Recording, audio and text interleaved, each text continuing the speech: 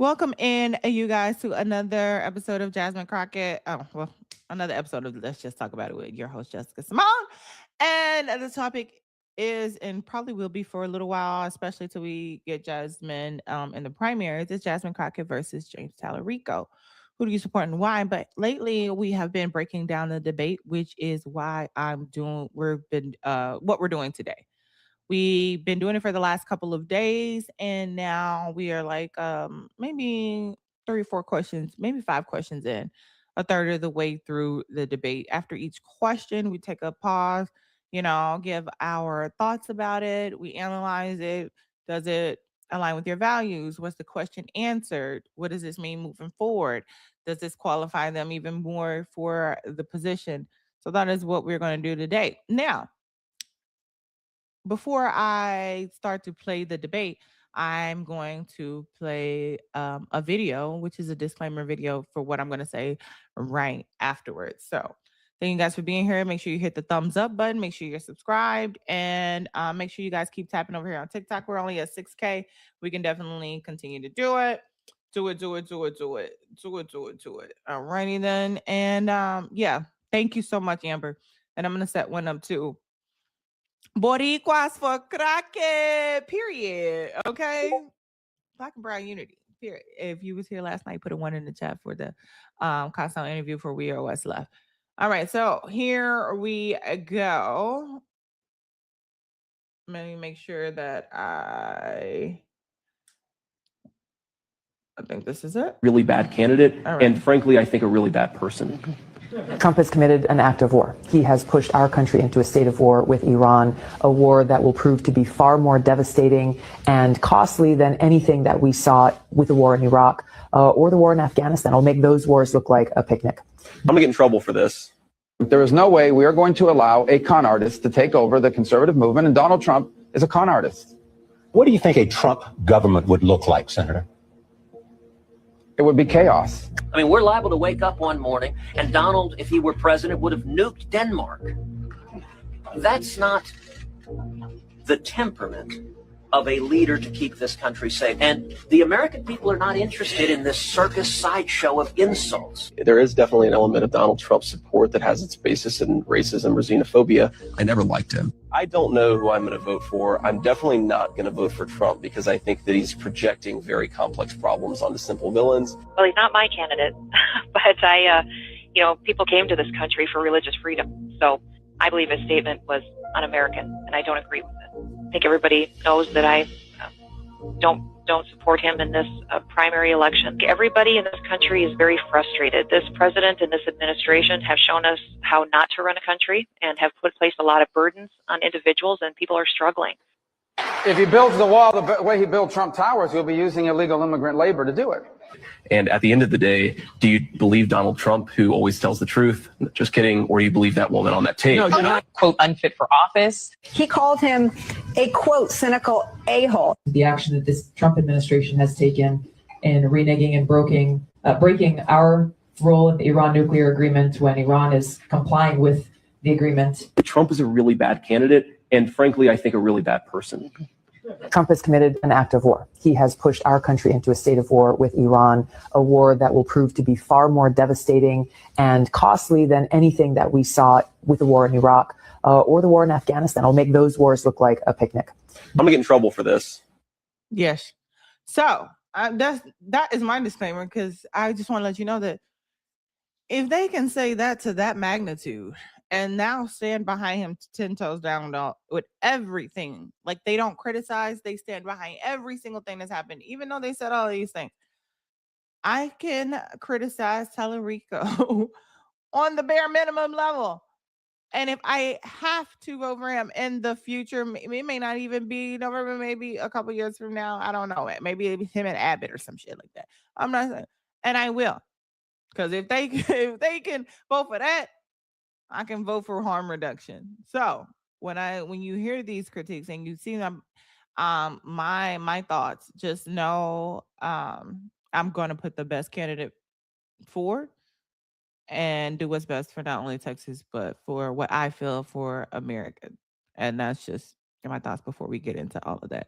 But every last one of them, from Kristi Noem to Rubio, Ted, Vance. Now all of them seem to have a different tone. And it's not even like I still feel that way, but yeah, I voted for him. It's like, who said that?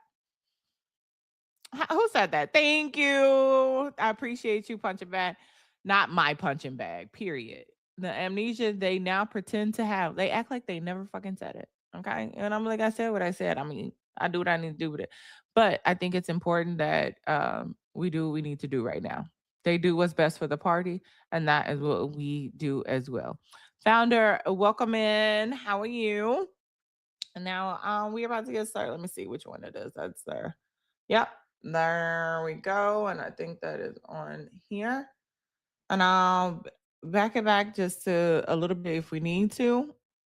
And hello, Nichelle with the N. Come up whenever you're ready. There she go, period. Let them both up. Amber, Little Blue Texans as well. And Nichelle, thank you. Welcome in, everybody. Y'all are right on time, okay? Because we were just about to get started. This is the first question from Hey Pat's World. How you been, Queen? My bad. I'm like, no, you're right on time. I just played a video. I don't know if you saw it. It's just about everything that, Trump and not Trump and all of them, but Kristi Noem, everything that they said beforehand. Un-American, and I don't agree with it. I think everybody knows that I don't support him in this primary election. Everybody in this country is very frustrated. This president. And I play this to say that even though you hear me, if they can vote for Trump after all this shit that they said about him, I can criticize Talarico. And in the future, if I have to vote for him, I can still do that. So just like, you still look at the extent they went for their party. Crazy, nasty work. But here we go. We're going to get into the first question. Well, not the first question, but here we go. Depth on skyrocketing health. I'm going to bring it back the a next bit. generation to enter into these public service roles with this kind of disrespect. And we're seeing it all across the federal government. It has to end. The only way to do that, though, is to win in November and have a Senate majority that will finally hold this executive branch accountable. Mr. Talarico, thank you very much. We want to switch now to another topic, raising concern for Texans. You all have already touched on it, but let's go ahead and go in depth on skyrocketing healthcare costs. What do you see as a fix or an alternative to the Affordable Care Act? Mr. Talarico, you have 60 seconds. Well, I believe healthcare is a human right that shouldn't depend on how much money you make or what zip code you're born into. This is personal for me. I was 28 when I was diagnosed with type 1 diabetes. My first 30-day supply of insulin cost me $684. I couldn't afford that. So I put it on a credit card. That's because Big Pharma has a chokehold on the healthcare system in this country. They have a monopoly on the insulin market. So when I got elected, I took on Big Pharma and their lobbyists, and we passed a $25 insulin copay cap. And then I passed a Bernie Sanders idea through the Texas legislature to import cheaper prescription drugs from Canada right here into Texas. That's the kind of bold leadership we need at the federal level. We have to reverse all the cuts made to the Affordable Care Act, and we have to allow every Texan and every American the chance to join Medicare. I think universal coverage should be a non-negotiable in the wealthiest country in human history. Ms. Crockett, same question. What do you see as a fix or alternative to the Affordable Care Act? You have 60 seconds. Yeah, so I am a proud sponsor of Medicare for All. I signed on to Medicare for All my first term. I'm currently a sponsor of it. I also signed on to a bill that Lloyd Doggett has. It's called the Care Now Act. And what this would do is force a state like Texas to end up expanding Medicaid. We know that in the state of Texas, we lead in uninsured in this country with over 5 million uninsured.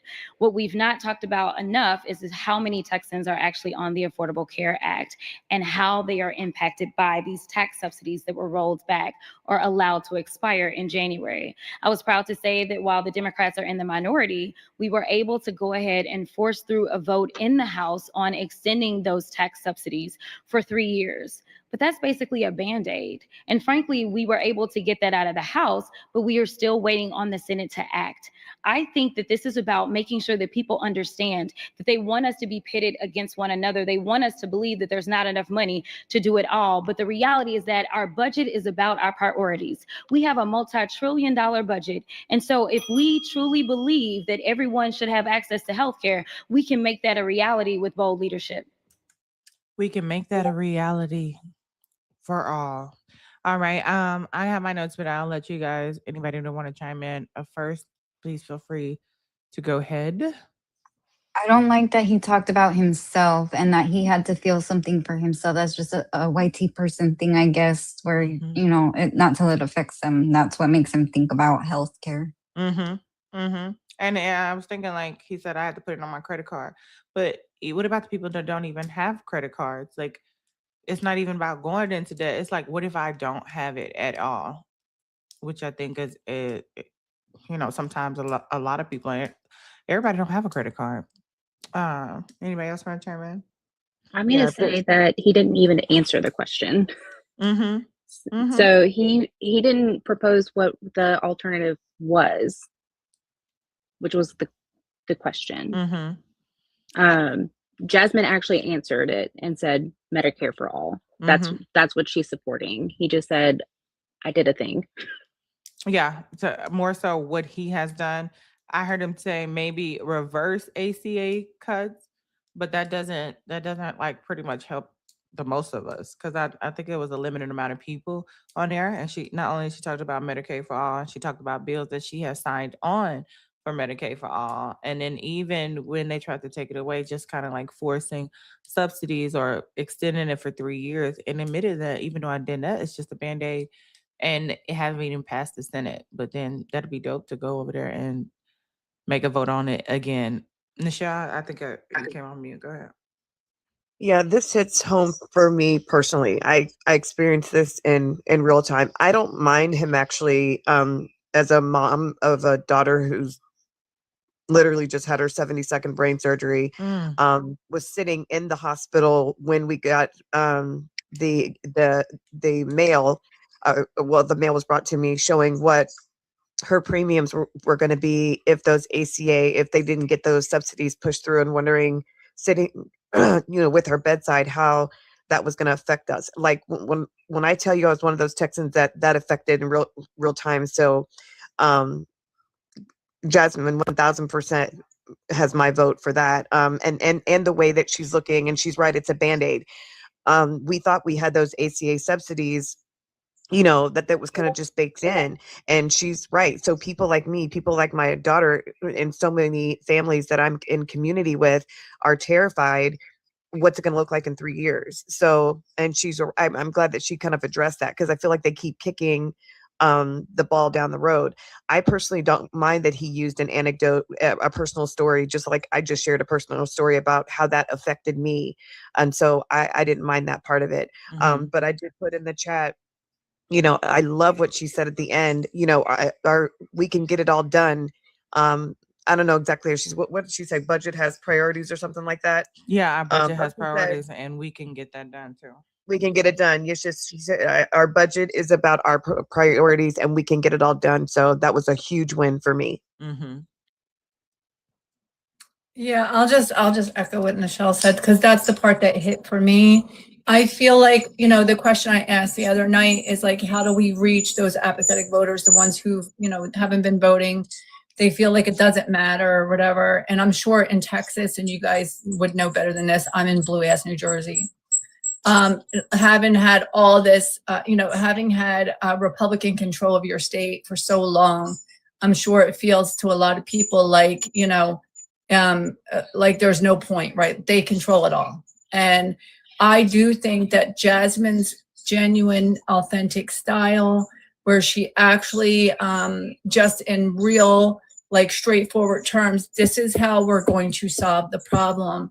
I love that. And I feel like that is her magic. And that right there is what's going to get people off the couch to vote. Yeah. I think she does a really good job in connecting with the people, and they could be getting out there with the people. Like I'm seeing her at festivals talking, even though they're there for a music festival, let me take advantage of this opportunity. And it didn't fit, and it didn't seem like or feel like, oh, somebody's coming to just talk politics to me, but it looked like somebody I can relate to, and I feel, and he's telling me something important, but in a fun way that I can receive it. And I think that's also too, yeah, she is definitely meeting the moment. So I'm gonna go to the next question. Also, to you guys, if you do end up sending anything directly to I'm Jessica Cymone, please feel free to add a question in there that I can ask to the panel, or we can address, or something that you're worried about, or just a good point that maybe we missed or something like that. In case I missed it in the chat, you can always add it there, and I'll definitely read it out loud. Before you go Yeah. on, can I say something? Of course, Sash. So I just want to remind everybody that doesn't know, if you live in, especially if you live in Texas, Texas is one of the states that has the most uninsured or underinsured residents, right? So this one is a very important question, and I kind of echo Michelle, Nichelle. I can't believe I just did that, Nichelle. I'm so sorry. No, you're fine. So yeah, so this one kind of resonates with me too, because I'm someone that suffers with epilepsy. So this one I was paying attention to as well. I remember when I was watching this live, and she had mentioned that she signed on to what does she call it, the Care Now Act or something like that. The Care Remember Now what it was? Yes. Care Now Act. Because I tried looking it up, and I couldn't find anything on it. Did anybody else find anything on it? I looked it up as soon as you said it, Sasha. I didn't see it either. I don't know if it's a proposed bill, and we haven't seen it yet in Texas. And to that girl, no Medicaid expansion here. No, that's why what Sasha and I are talking about, like, this hits home for me. I didn't find it either, Sasha. Yeah. Okay. So like I try I just when healthcare comes up in Texas, like I really, like, my ears go up and my eyes open wide, right? Like, so I do want to find out more about what she's talking about with that act. So yeah, I just want to pay attention to that. Recovering empowerment. No. This is not good. Let me see. Maybe it's a different part. Let me bring it back just a little bit.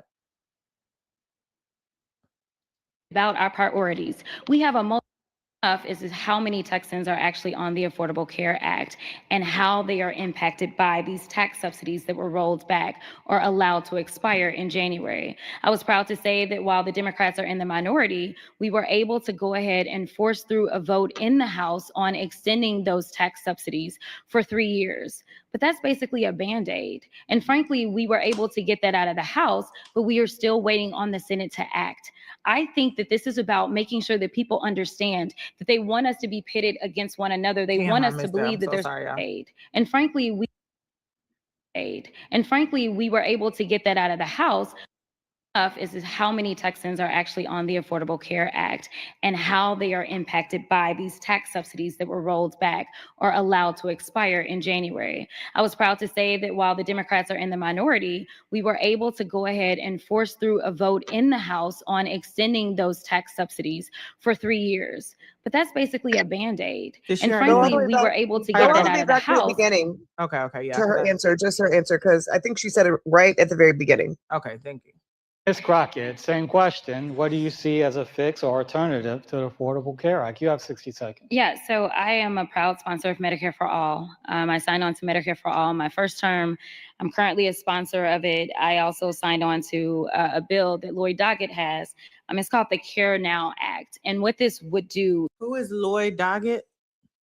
I may be saying his name wrong. Hey, Tiana. I'm wondering if it's a bill that she's like co-sponsored, but it hasn't like gone through the. And she said it's called the Care Now Act, but Lloyd Doggett. Let me see. Ms. Crockett, same question. What do you see as a fix or alternative to the Affordable Care Act? You have 60 seconds. Yeah, so I am a proud sponsor of Medicare for All. I signed on to Medicare for All my first term. I'm currently a sponsor of it. I also signed on to a bill that Lloyd Doggett has. It's called the Care Now Act. And what this would do. Lloyd Doggett, and I can't even begin to know how to spell his name, because is it Lloyd, like I don't know. Anybody know? Anybody can tell me? I mean, I could type it in. Yeah, it's LLOYD. Oh, Lloyd. Last name is Doggett. And it looks like it is a bill that establishes a demonstration program to allow local governments to provide health benefits to the Medicaid. Looks like basically, wait a minute. Is it Cover Now Act? Yeah, it's actually the Cover Now Act. Oh, it's actually called the Cover Now Act. And I put It's called Care Now. Cover. No, you're right. She's right. She said Care Now Act. It's called the Cover Now Act. It says this bill establishes a demonstration program to allow local governments to provide health benefits to the Medicaid expansion population in states that have not expanded Medicaid. So basically, it's a Medicaid expansion program. Yeah. Okay. Okay. So now we know So that. that's a misstep. She said Care Now Act. It's called the Cover Now Act. Yeah. HR 608. I just want to write that bill down just for future references. All right, here we go. Is force a state like Texas to end up expanding Medicaid. We know that in the state of Texas, we lead in uninsured in this country with over 5 million uninsured. What we've not talked about enough is how many Texans are actually on the Affordable Care Act and how they are impacted by these tax subsidies that were rolled back or allowed to expire in January. I was proud to say that while the Democrats are in the minority, we were able to go ahead and force through a vote in the House on extending those tax subsidies for 3 years. But that's basically a Band-Aid. And frankly, we were able to get that out of the House, but we are still waiting on the Senate to act. I think that this is about making sure that people understand that they want us to be pitted against one another. They want us to believe that there's not enough money to do it all. But the reality is that our budget is about our priorities. We have a multi-trillion-dollar budget. And so if we truly believe that everyone should have access to healthcare, we can make that a reality with bold leadership. And I agree, because if we could send money to a place that has it, why can't we do it? If we can build a $300 million ballroom, why can't we do it? If we could all of a sudden fund ICE to be like the 5th most funded military or something like that in the world, Craig, and they just came out of nowhere and they don't have no training. They don't have no sense. They ain't got no vetting. They ain't got no background. They ain't got no nothing. Their budget is insane. And then they voted to give them more money. Shout out to Crockett who voted no against that. But they voted to give them more money. What are we doing? Don't it seem like the... Speaking of that, Henry Cuellar, Democrat Henry Cuellar, if he's in your district, he's one of the Texans that voted for to fund ICE. So just so you guys know. Henry, what's the last name? Cuellar, Cwellar.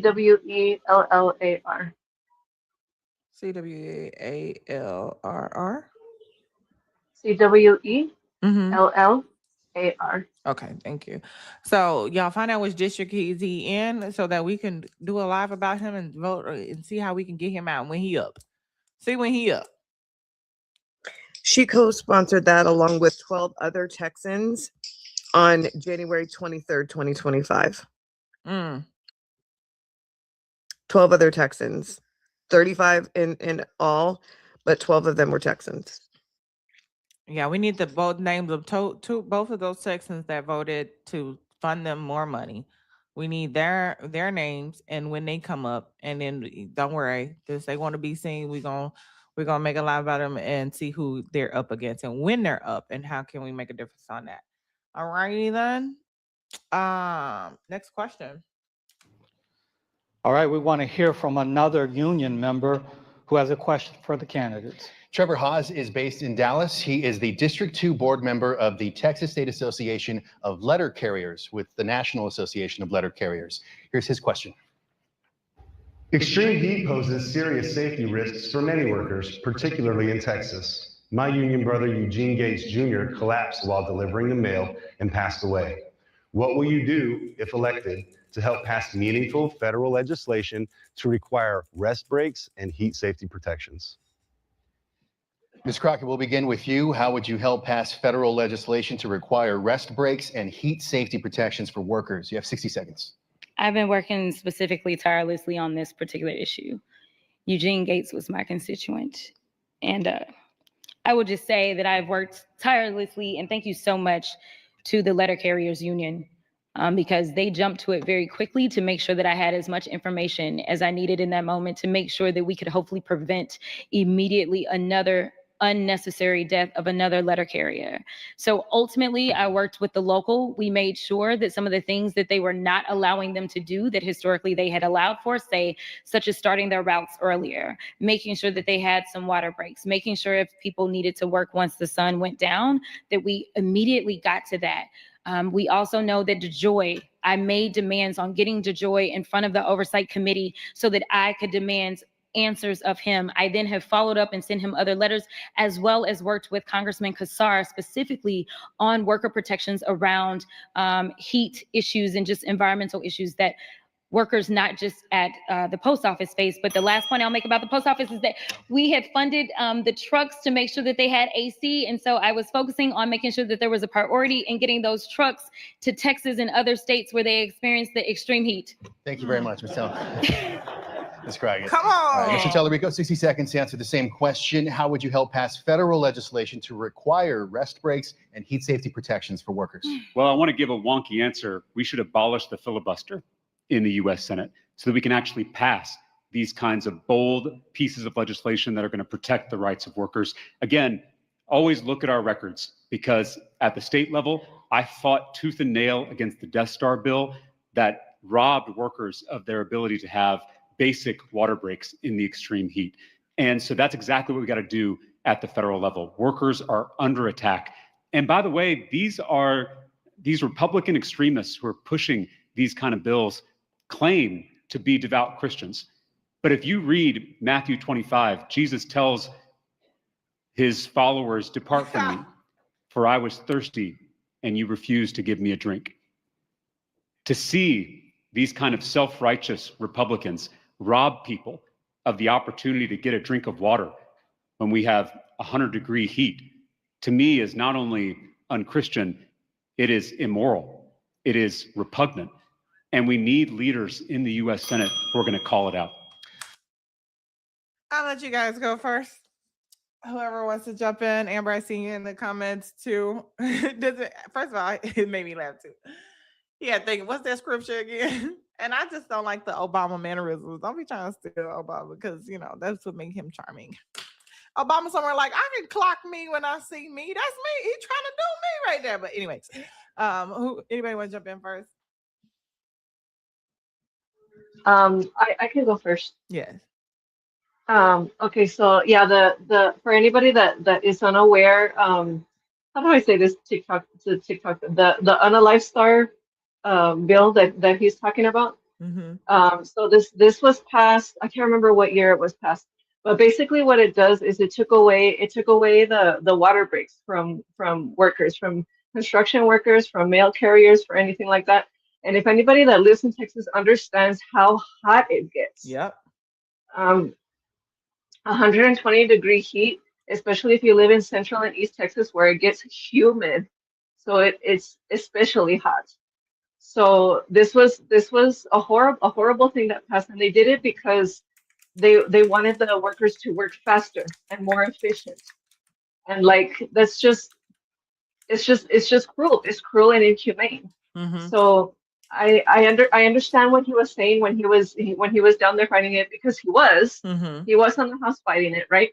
And so he gave that part of it, right? That's what he did when he was in the House, and that's basically that's all that he can do, right? He can just say what he did while he was there.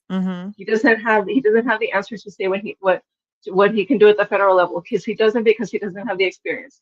Jasmine gave what she can do at the federal level because she knows what she can do. She knows how she can pass the federal legislation.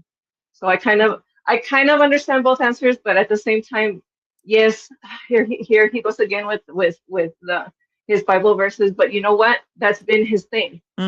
That's been his thing. He's always been that way. And because I give credit due. He said that I fought, for the water breaks, right? And she talked about what she has done and going to do too on a federal level. And then when we think about a federal level, like what would be your idea that you would want to do in the federal level moving forward? And and this is just to say that she's probably better. She's better for the position because I'm already on the federal and I'm doing those the things that are a concern. I'm working on, like even the water breaks, making sure we're funding to get them trucks that has AC. And there's no reason why they don't have trucks that don't have AC, and especially in Texas or Absolutely. Arizona, there's no reason why they shouldn't. So getting that funding to make sure that they have trucks and getting those trucks out to them, I also think is important. Which is just just adding to the fact that um she's the better candidate, because even if you're wanting to go to the federal level, that would be a great opportunity to say, when I get there, I would push for this, and they should have this and this and that and the other, because realistically they are going to need more than water. She talked about also to other than water breaks, being able to start early, to be, because I think the sun goes down later or start later or whatever the case. They start earlier when it's cooler outside, so they Mhm. can maybe finish a little bit earlier. And other things that you would like to advocate for, in addition to being able to drink water and not having a water break, is just asinine to me in the first place. And it's sad that we are fighting, especially in Texas. I don't know how it is in Arizona, that we should be fighting for a water break. That should just be um, mandatory. That, as Abbott would say, it's inhumane. But I will say that, and then as far as the bipartisan, yes, that is something that he's about, and I would really like to keep church and state separate, and politics separate, just for those who aren't. But he's right; they act like they're Christian, but they don't want to get nobody no water. I will say that. Um, Can so I I'm say not one mad thing? at that. Yeah, go ahead, Angel. It's not that impressive that he voted no for that. I just want to say that.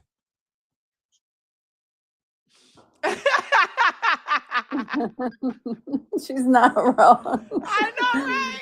She's not wrong. Oh. Touche. I mean, I would also like to point out that if he's in the House of Representatives, right? They don't meet as often. I believe it's every 2 years. They're not active. They are not active like what Jasmine Crockett is doing. Their schedule is completely different, by the way. They should So be. just keep that in mind. They don't meet. Listen, the Capitol is what, maybe 30 minutes from my house. I'm telling you, they don't meet that. Their schedules are completely different in the position that he's in the state house. They don't meet as much to go over things. So when we say he's not really experienced, he's not really experienced. Like their schedules are nothing like what Jasmine Crockett has to do. Just 'Cause want to hers throw that is out there. brutal. Having to fly to DC Yeah. all the time, having to, advocate here in Texas, traveling around Texas as well. And you just like we all think we want something until we get there and we're not prepared for it. And I get that. Everybody, sometimes you going into something new. But the only thing about it is we have somebody who's ready, and we have somebody, and especially we don't have the flexibility to figure it out at this moment, unfortunately, because people are losing their lives. The lawlessness in the streets. This is it's just not the time. And I'm not saying that he's not going to be something somewhere else at another position. Not saying he's not going to be great somewhere else. He may find his footing in something else, but at this particular position and at this moment, Jasmine Crockett is what we need. Already there, already. Even the issues that are being brought up, I'm doing it. I'm working on it. I have done it, and I'm working on something right now. It's like in the works, and then not putting her in there the best way, not making sure she get in there. It's like pulling her from everything, and some things could possibly even fall apart that we need to happen. Also, Moon Petal, you just came in. How are you? Good. How are you? I'm doing amazing. Are you in Texas? No, but I know what's going on in Texas. Okay, no problem. What are your thoughts? my thoughts are in this type of situation, you do need someone that's experienced because right now we are dealing with a lot of stuff, even in government, that we really haven't dealt with before. This administration is very corrupt down to the core, as we all know. So she has the experience already dealing with this type of stuff. This is not the norm. This is not the norm have been dealing with in the past. This is a totally new kind of GOP, a totally new basically administration that we're dealing with that is pushing the goalposts more and more of how much they can get away with and how much they don't have to follow regulations. So we need a person that has this type of experience and has been in there already in order to make some kind of progress. And if you don't have that much experience already, that could set the state back more. That's what I'm just saying. Because right now, we're not in a normal time. I agree. In any type of way. So I agree. Thank you so much for that. And I just want to say, like, and if we're dealing with corruption and lawlessness, and we need to know like which laws are being broken in this. Do you send a lawyer or do you send a teacher? And that's just, and I'm saying this respectfully because they're competing, and we need what's best not only for us but for America essentially. And I don't want any more Quaylos. Henry Quaylos going in there to flip on me and giving them more money. Even her voter record is speaking for itself. Did Nichelle, Lisa, or Amber, you guys want to chime in on that particular question, or are we going to move on to the next question? I just wanted to say that the lawyer thing is very important because if you notice, I don't think that anybody in the Senate, I can't think of a single person in the Senate off the top of my head who is not a lawyer, because the Senate is the one place where you really need people who know the law, because there's all these special rules. They do advice and consent on all the the cabinet officials and the judges and all that kind of stuff.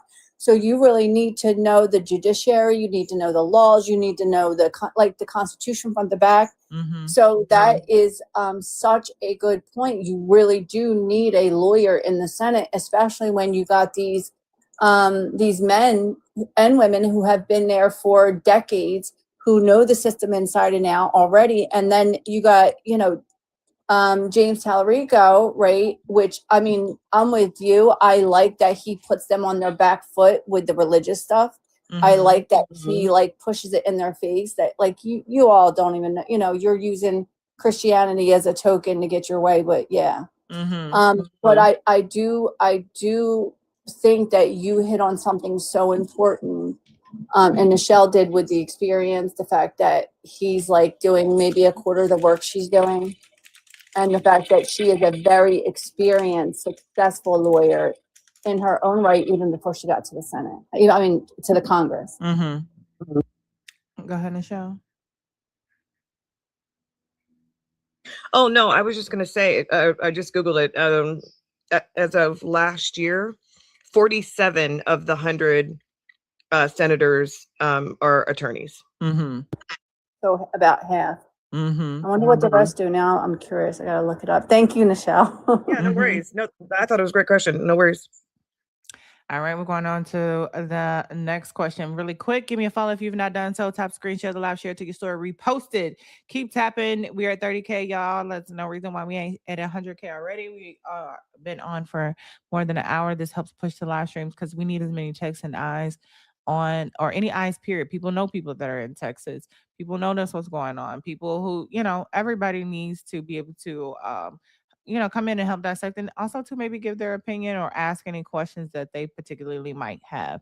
If you have a second device, go ahead and drop it into YouTube. We're live on there as well. Jessica Cymone. If you'd like to donate directly, it's I'm Jessica Cymone. We have 70 left in our daily goal. as well. And feel free to put a message in there, a question in there, or a point we're missing, or something you want to add to the conversation, or you just say, girl, I just want to support you. You know, I heard you going to Vegas for Live Fest. Yes, we're going to Vegas for Live Fest in a few weeks towards the end of February. Marchish, you know, around those area. And yeah. So I want to thank everybody that helped us get there. We are one of the I want to say the only Black woman political creator that made it into the top, but I don't know about the other categories. But I'm excited about that. So thank you guys so much. We are about to get started. We got 5 more crowns to knock out our goal, and then I'll tell some else. Here we go. All right, you mentioned the filibuster. We plan to talk about that later in the debate, but let's go ahead and talk about it now. Ms. Crockett, your thoughts on abolishing the filibuster? Yeah, we've got to do something. Again, they make excuses for everything that they want to make excuses for. When we look at the big ugly bill that was passed in reconciliation, that is a filibuster carve out. The reason that we are experiencing the redistricting throughout the country right now is because when we broke quorum in 2021 and Nancy Pelosi was able to pass the Freedom to Vote Act as well as the John Lewis Voting Rights Advancement Act, they were held up because of the filibuster in the Senate. I don't understand what is more important than making sure that people have access to the democracy, have access to representation. And right now we're holding our breath to see whether or not the Supreme Court is going to fully gut what is currently left of the Voting Rights Act. And so I think that for very fundamental things, we definitely have to start there. Listen, I work in DC, so let me tell you something. There are not a lot of people on the Senate side that are going to say, hey, yes, let's do it. But I do think that we can get somewhere if we focus on looking at historically the fact that they have had these carve-outs, and we need to make it for, at a very minimum, our fundamental issues. Well, let's turn to foreign policy. Okay, so I guess he was just following up on what she said. And I just really want to say, first of all, thank you, K-Dog and Taylor, for knocking that out. I appreciate it. And shout out to L Boogie, drop some crowns in the chat as well for L Boogie to say, I am honored to be able to send something to the queen. I appreciate that. Thank you, L Boogie, drop some crowns in the chat. We hype each other up here. So I love the fact that she said, trust me, I'm in DC. I'm doing it, y'all. I'm doing this shit. But you know, anybody thoughts on that? I think that was just a follow-up to his question, and they're gonna go on to I think a foreign policy question. But any thoughts on that if you guys have it? Yeah, real quick, because I'm really interested to hear what she said about the what they said about the foreign policy question. For filibuster, I would encourage people to kind of look that up. That stops a lot, to her point. Those carve-outs stop things getting pushed through. So when all the great ideas that she's talked about, yeah, just look up and do some research on the filibuster. So I thought it was a great answer. Moonpet, I see you come off mute. Did you want to add something to it? Yeah, I was saying that we kind of know that the Supreme Court itself has been stuffed, basically, with how many people that Trump was able to sit on the Supreme Court. So right now, we can't really trust the Supreme Court because they've already gutted so much stuff that was kept in place before. And a lot of the time when Democrats were in control, they couldn't get any of their appointees through because they were being stopped by the Republicans. But now the Republicans still are pushing their stuff through. So that's kind of what I was, just commenting on. Thank you. Hola, Pedro. ¿Cómo estás? Anybody else? And then we're going on to the next question. I'll just say real quick. Remember Wendy Davis, you guys. Just remember Wendy Davis, because they'll use the filibuster against us all the time. But when we use it, then they try to take it away. So if you remember what Wendy Davis did, just look her up. Oh, I definitely got to look that. Let me write down Wendy Davis. So Wendy Davis filibustered for the abortion rights in Texas. Like, she broke a record, I think, for that. Did it work?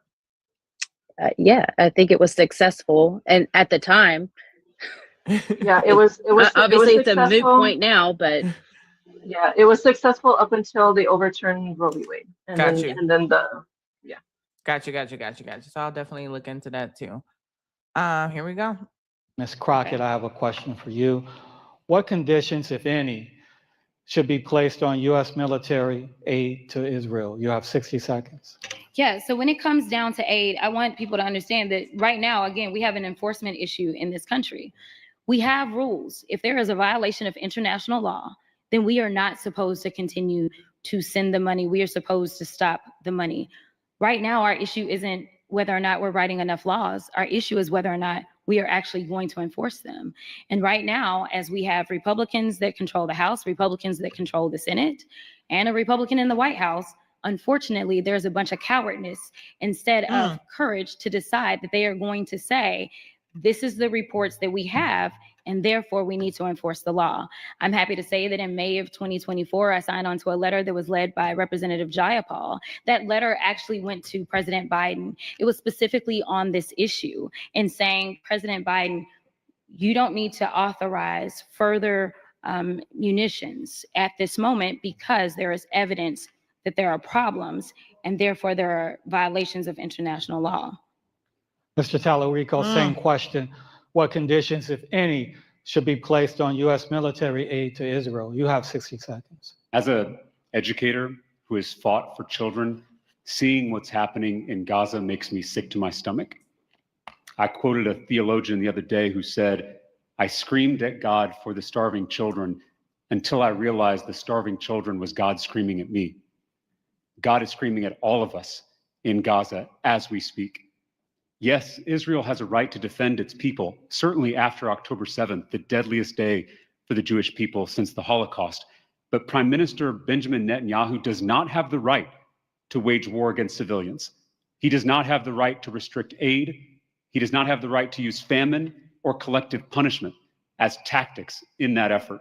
And so I have said that if I'm in the United States Senate, I will use every bit of this country's financial and diplomatic leverage to end the death and destruction in Gaza, which means banning offensive weapons to the Netanyahu government and ensuring that we have candidates all across this country who are going to speak the truth about this issue. And I have done that repeatedly. I would not vote to Benjamin Netanyahu that he is currently using to slaughter children in Gaza. Thank you, K-Dog. You guys, let me get your thoughts. Okay, I'll go first on this one. This is okay. That was not her best answer. I'm gonna be real with you. That was not her best answer. That was probably the best answer of any Democrat that I've heard on that particular question. And I literally put it in the chat. I said that was not her best answer. That came off very corporate Democrat to me.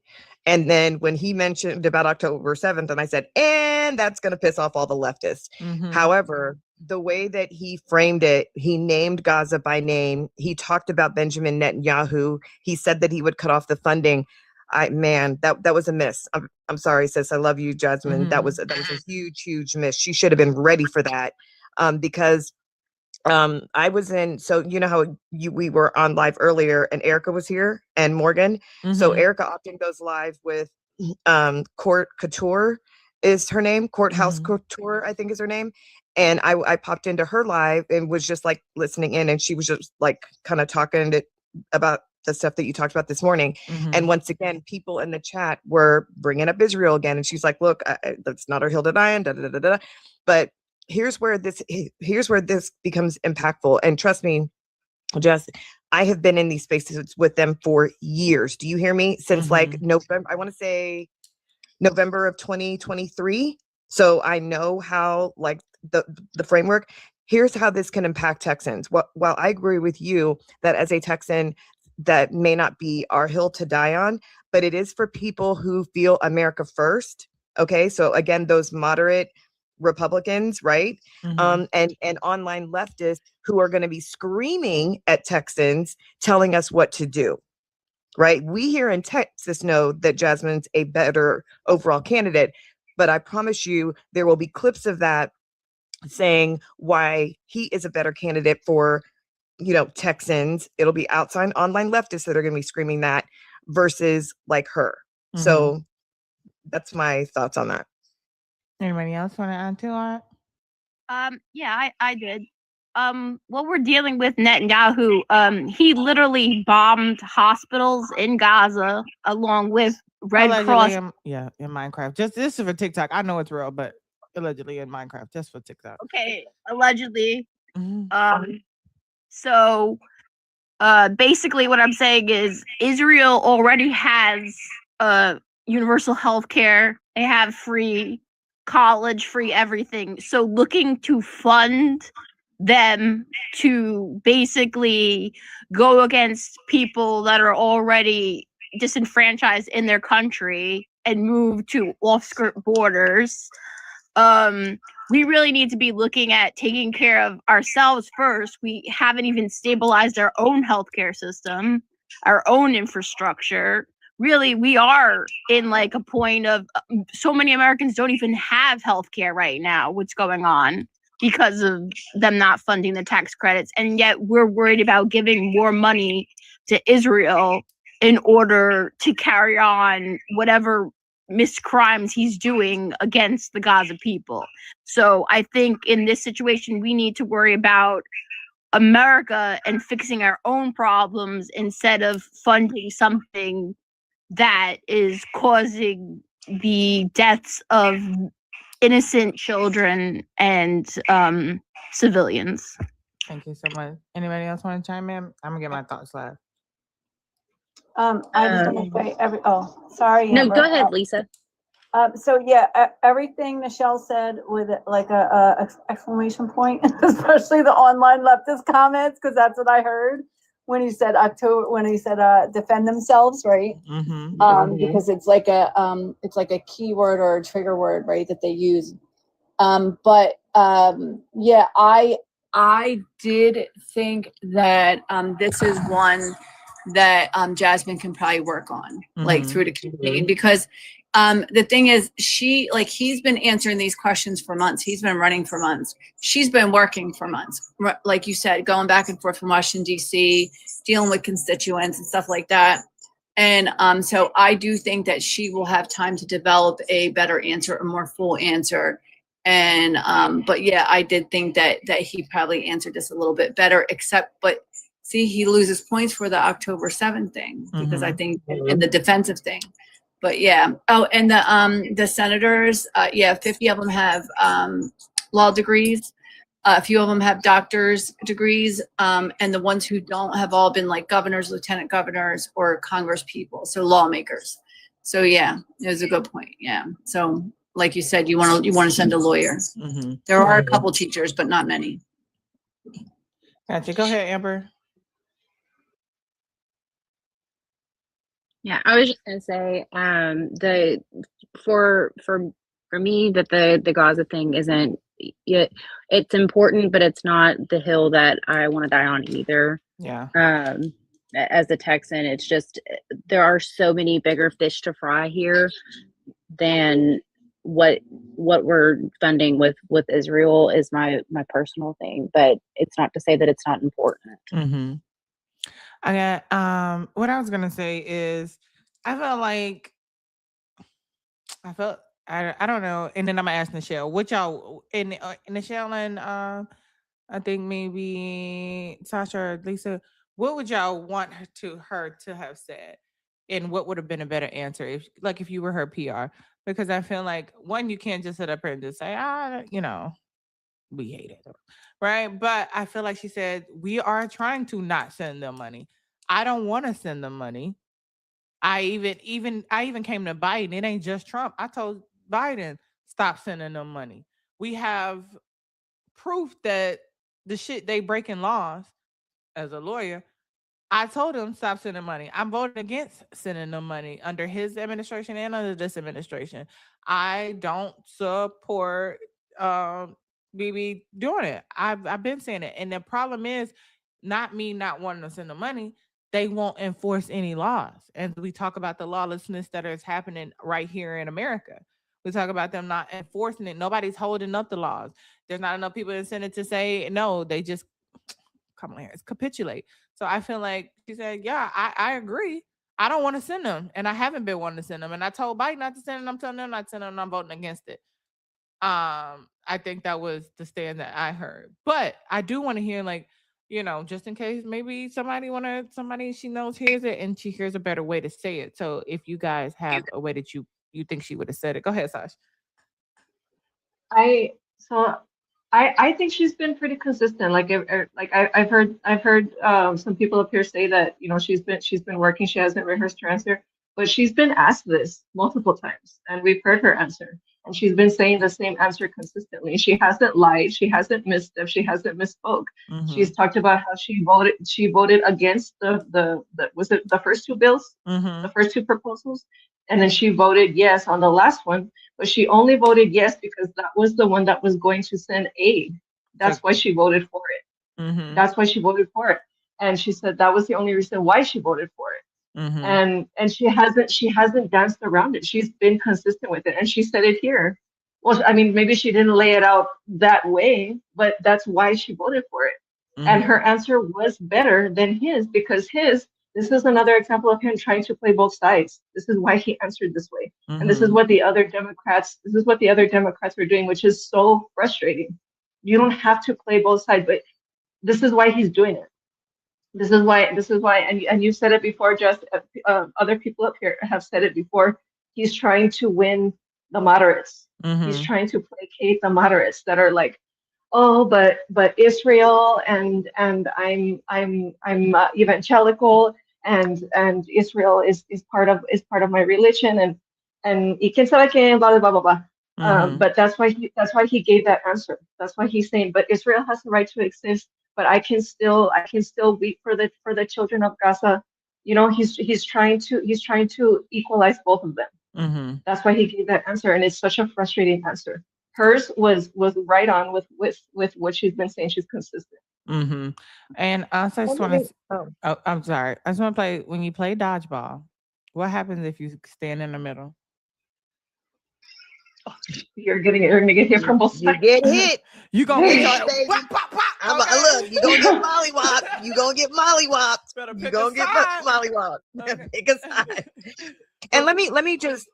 Oh, I'm sorry. Just go ahead. What do you think that would have been like an even better answer? Like, if there's PR, like it's not resonating with some people, because I know I have my thoughts and I feel like she said it, and you said that it could have been better. What do you think could have, like, what would have made you feel like that was way better, or that was it for her? So again, I guess I'm listening in the ear, knowing that I've sat in spaces like lives like this and heard critique and feedback. So let me clarify a couple things. It wasn't a bad answer. It wasn't a bad answer. I just thought for like messaging, that particular answer, he was pretty strong on, right? And I do agree with Sasha about that placating. I've said that, we've all said it the whole time. He's placating to a different, Jasmine is speaking to a different audience. Let's just be crystal clear here. And so is he, to be fair.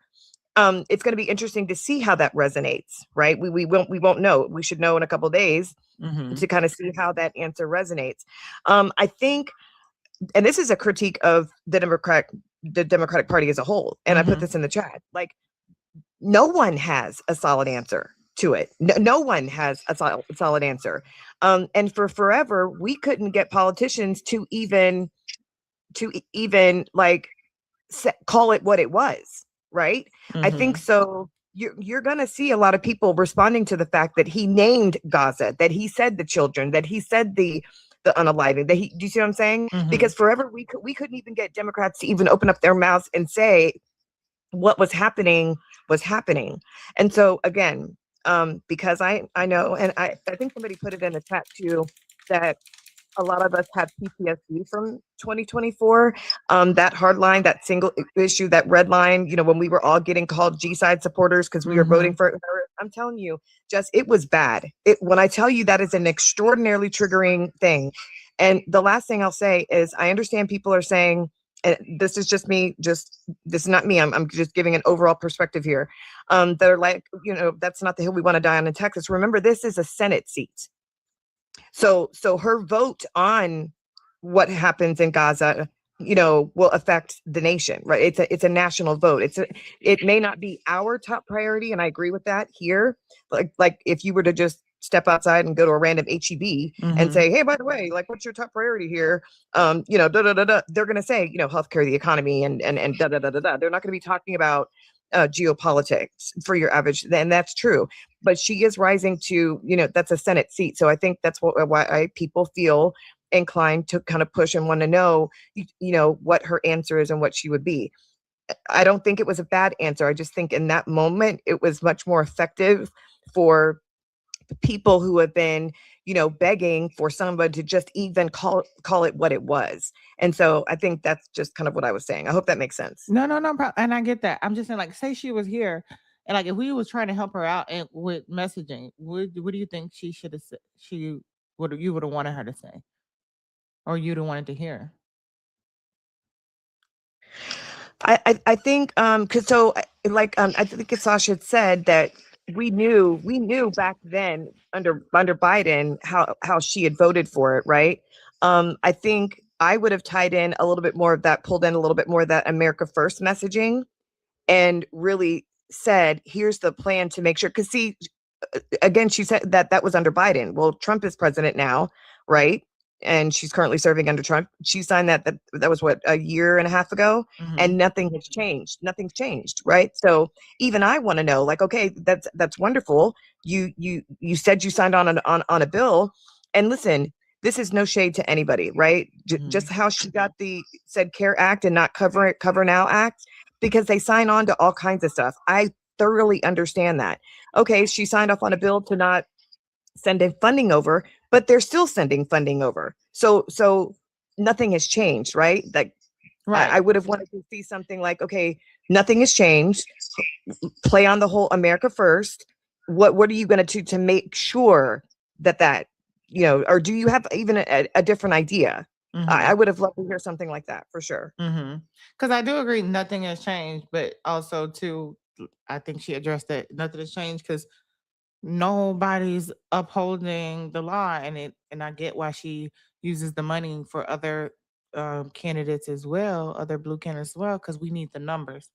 And 1 + 1 is 2, 2 + 2 is 4, which means if you get me in there and get somebody else in there, we can begin to make a difference. Because no matter what you pass in the House, it bars down to the Senate, and that's where I can really have a more powerful vote, because they're capitulating. They're not doing anything. I see the laws being broken. I'm telling you, and I'm voting against them, but they're not. Nothing has changed because they're not upholding the law, which I think she addressed too. Go ahead, Michelle. And I think real quick, and I'm sorry to keep harping on this, but those that have been in these spaces know these questions have been coming. These I conversations think what sometimes they go a little. It is what it is. No, but I think you just like made an excellent point. I think to your point, right? Those of us who support her and may spend some time in those spaces or see some of those comments and, you know, on comment sections, we can push back on that and say, well, you know, she this is what she's wanting to do. You know, we need to make sure that she gets elected so that she can be one of those people to get it done. And I think that's a great point too. I think we're learning here as we kind of discuss it on how to address it, and then also how we can support, you know, individually. Like if somebody comes across and tries to push that narrative, we can say, well, da da da da da. You know what I mean? Nothing's been done. Let's get her in there so she can get it done. Yeah, and I think that's a good thing to say that way, because you just never know who's listening, and maybe these conversations are things that we, you know, feel like will hit home better, they may hear. So I just wanted to provide that just in case, you know, anybody on the team listening, like, you know, to add into any other conversations that you're going to have in the future, just so that, you know, we know. All right, here we go. We're going on to the next question. Hola, Saji. I know you probably need a minute, but take your time, because I know you probably just got off. Why are we not? Come on, come in here, regulate. Why are we not at 100,000 taps? We've been on here an hour and a half. We can do it. Here we go. Let's stick with foreign policy. Ms. Crockett, you have publicly criticized the U.S. military operation in Venezuela and the capture of Nicolas Maduro. In 30 seconds, do you think the president needs congressional approval before taking military action against a foreign country? Absolutely. We had a briefing on this issue. I was not satisfied with that briefing. At the end of the day, this president is seemingly trying to plunge us not only into a civil war with ICE, but he's also trying to plunge us into World War III. And he's not trying to stop at Venezuela, which is why we must have a check on him, because he is threatening Greenland. He has decided that he wanted to threaten Cuba. And he's talking about going after Mexico, which happens to be our largest trade partner. He is consistent. We don't stop him. I am afraid about how many other folk are going to be trying to come after us. We have to stop him in this moment. All right, Mr. Talarico, you've also criticized the current administration's military action in Venezuela. 30 seconds for the same question. Do you think the president needs congressional approval before taking military action against a foreign country? Absolutely. We have to confront this new American imperialism seeking to colonize Venezuela and Greenland. And I said in the beginning of this debate that I don't see politics as left versus right. I see it as top versus bottom. This intervention in Venezuela is not only reckless, it is deeply corrupt. Trump promised the biggest oil executives in this country a, quote, great deal if they gave him $1 billion for his reelection campaign. And then he turned around and gave them a gift. He gave them the nation of Venezuela, home to the largest oil reserves in the world. So we have to call out this kind of corruption. Billionaires don't just run our economy. They don't just run our government. Now they run our foreign policy. We need a senator who's going to stand up to those billionaires in Washington, D.C. Anybody want to go first? I saw her do like I don't know if she was pointing at herself or when she said it's going to affect people like, I don't know if you can replay that part real quick. Folk are going to be trying to come and Congressional approval before taking military action against a foreign country. Absolutely. We had a briefing on this issue. I was not satisfied with that briefing. At the end of the day, this president is seemingly trying to plunge us not only into a civil war with ICE, but he's also trying to plunge us into World War III. And he's not trying to stop at Venezuela, which is why we must have a check on him, because he is threatening Greenland. He has decided that he wanted to threaten Cuba. And he's talking about going after Mexico, which happens to be our largest trade partner. He is consistent. We don't stop him. I am afraid about how many other folk are going to be trying to come after us. We have to stop him in this moment. All right, Mr. Go ahead, Angel. Oh, do you know what she meant? I don't understand. That's why. I think she was just saying we're going to have a lot of other different people coming at us. Maybe she meant like She means that we're creating enemies by going after all of the people that are usually our allies. Mm-hmm. Okay. Or maybe meant all of us. They're gonna be coming. Yeah, they're gonna be coming at us. Like we ain't gonna have no friends.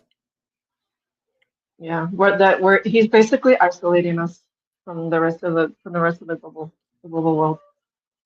And then what if they get together and want to attack us?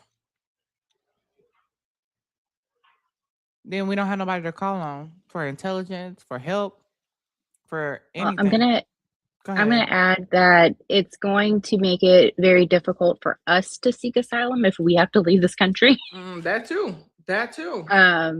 Because nobody's gonna want us because we'll be enemies of their of their country. While we're in the middle of this civil war with ICE, if that doesn't get checked real quick. So, like she said, initiating World War III and a civil war. And if we want to leave, we can't go anywhere. And then people will be coming at us as well as our own people, the taxes that we pay. Anybody else want to add? I'm going to do this real quick.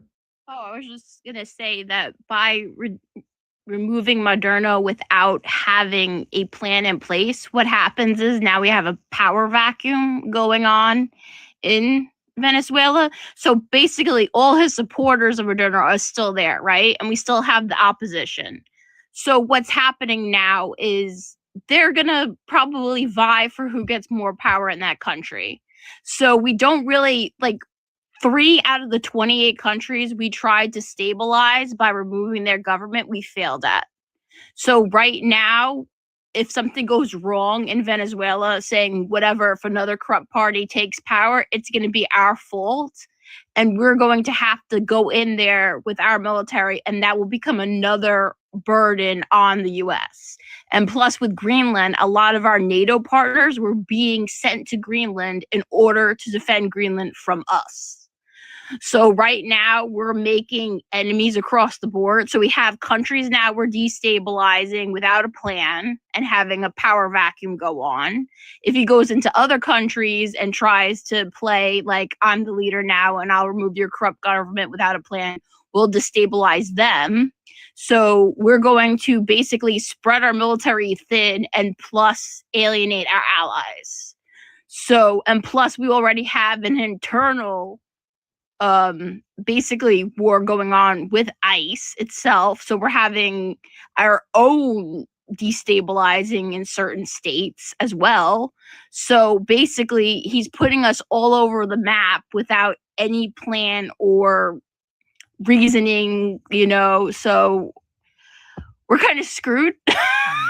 So Yeah, that's what I'm saying. All while also too kicking out Libidaqua, you know, trans people out of the army, making it harder for you know, Black men to stay in the army. They talk about how they really don't want women in the army. That is also too going to thin out our military, which makes me wonder, like, whose side are you on? Who are you working for? But I do like I like the fact that she is directing it towards what the president is doing, because these are his doings and what he's saying. Hey, Chai, and I like that he's and then Talarico is addressing the billionaires, even though they're, you know, puppeteering him. I ain't gonna say puppeteering him. But at the end of the day, the president is making a call, and we need someone that's not either bought, or we need some checks and balances. Anybody else want to add to their responses in regards to this as well? Or did you need me to play either or answer back? I actually thought that her answer was really good, like painting a picture for the people of Texas, including some of those moderates, right, that James keeps going after, and saying, look, you ain't safe, right? That's what she's saying. You ain't safe. You think that you're safe? He's starting trouble with everybody, right? He's starting trouble with people on the outside. He's starting a civil, you know, disturbance. I don't want to, you know, TikTok talk. Civil disturbance here, where people are, you know, people are unaliving in the streets and all that stuff, and eventually all that's going to come to our front door. Don't think that you're safe, right? We got to stop him. And I thought that was so good. It was just like straight at the heart of the matter. And we know that, like, scientifically, conservatives tend to, their fear center of their brain is bigger, so they respond more when people are talking and saying, look, this is not safe for you. What's going on is not safe. And I thought it was brilliant. Thank you so much. Anybody else? And if you don't, I don't know how true this is. I have to check it out, and anybody can Google it while we're whatever. But it says, breaking news, that the Senate just shut it down 55-45. 7 Republicans crossed the line and blocked the funding bill. Why? DHS ICE money, no deal, no pass, no blank checks. The fight is on, definitely on, and the cracks are showing. So I don't know if anybody can look that up and verify, but they said the Senate shut it down. And shout out to the Republicans. I don't know what kind of games. I don't trust them. I don't know what kind of games they playing, but let's work on this. We're gonna get in them 7 Democratic seats that voted to pass it, and see when they up. And then yeah, and then we're gonna get on that too. Andrew, thank you for the 5 that says, just showing my support. I appreciate you, Andrew. Drop some crowns for Andrew. Thank you so much. Every bit counts. We appreciate it. We're down to 55 on our goal. Keep tapping the screen. We're at 61K. I don't know if we not tapping or whatever, but I appreciate it. Just real quick, anybody who wants to do some research while you're down the chat or whatever, can you look up whether those Republicans who crossed the line are up for re-election this year? They're trying to say they see Monique welcome in. Are we going in reverse? I don't know what that means. I don't know. I don't know what's happening. Do you need the names of the Republicans? It's Ted Bunn of North Carolina, Ron Johnson, Toby Tupperville of Alabama, Mike Lee of Utah, Rand Paul of Connecticut, Rick Scott, and Ashley Moody of Florida. Those are the Republicans that crossed the line. Okay. Are we going in reverse? That's what it seemed like. Okay, y'all, we got this. We did 400K, 300K earlier, 400K yesterday. I know we can do it. I believe in y'all. We back at it. Yes. Okay. How you doing, Queen? Hold on, Jess. You said that you got information that the government is shut down. No. They remember Oh, okay. the in the House it passed for them to fund ICE more money, right? Gotcha. Seven, Yeah, I think there were 7 Democrats that crossed the line and voted yes to give ICE more money. We was talking about that earlier. Now it went to the Senate, and now how many Republicans crossed the line? Let me see. 7 Republicans crossed the line to block it and shut it down, shut that bill down, to not fund ICE more money. Yep. They've all struck a deal to avoid the partial government shutdown because of the DHS. This is coming from the AP, and it says it will fund it through September. We've got government funding through September, and they blocked the bill. I hope they didn't separate the bills, though. Usually that's what they'll do. Just so they can get what they want. So welcome in. How you doing, Queen? Lady Bird, thank you for your daily heart me. Yes, y'all. Tap screen, share the live, repost to your story, repost a period, share with a friend.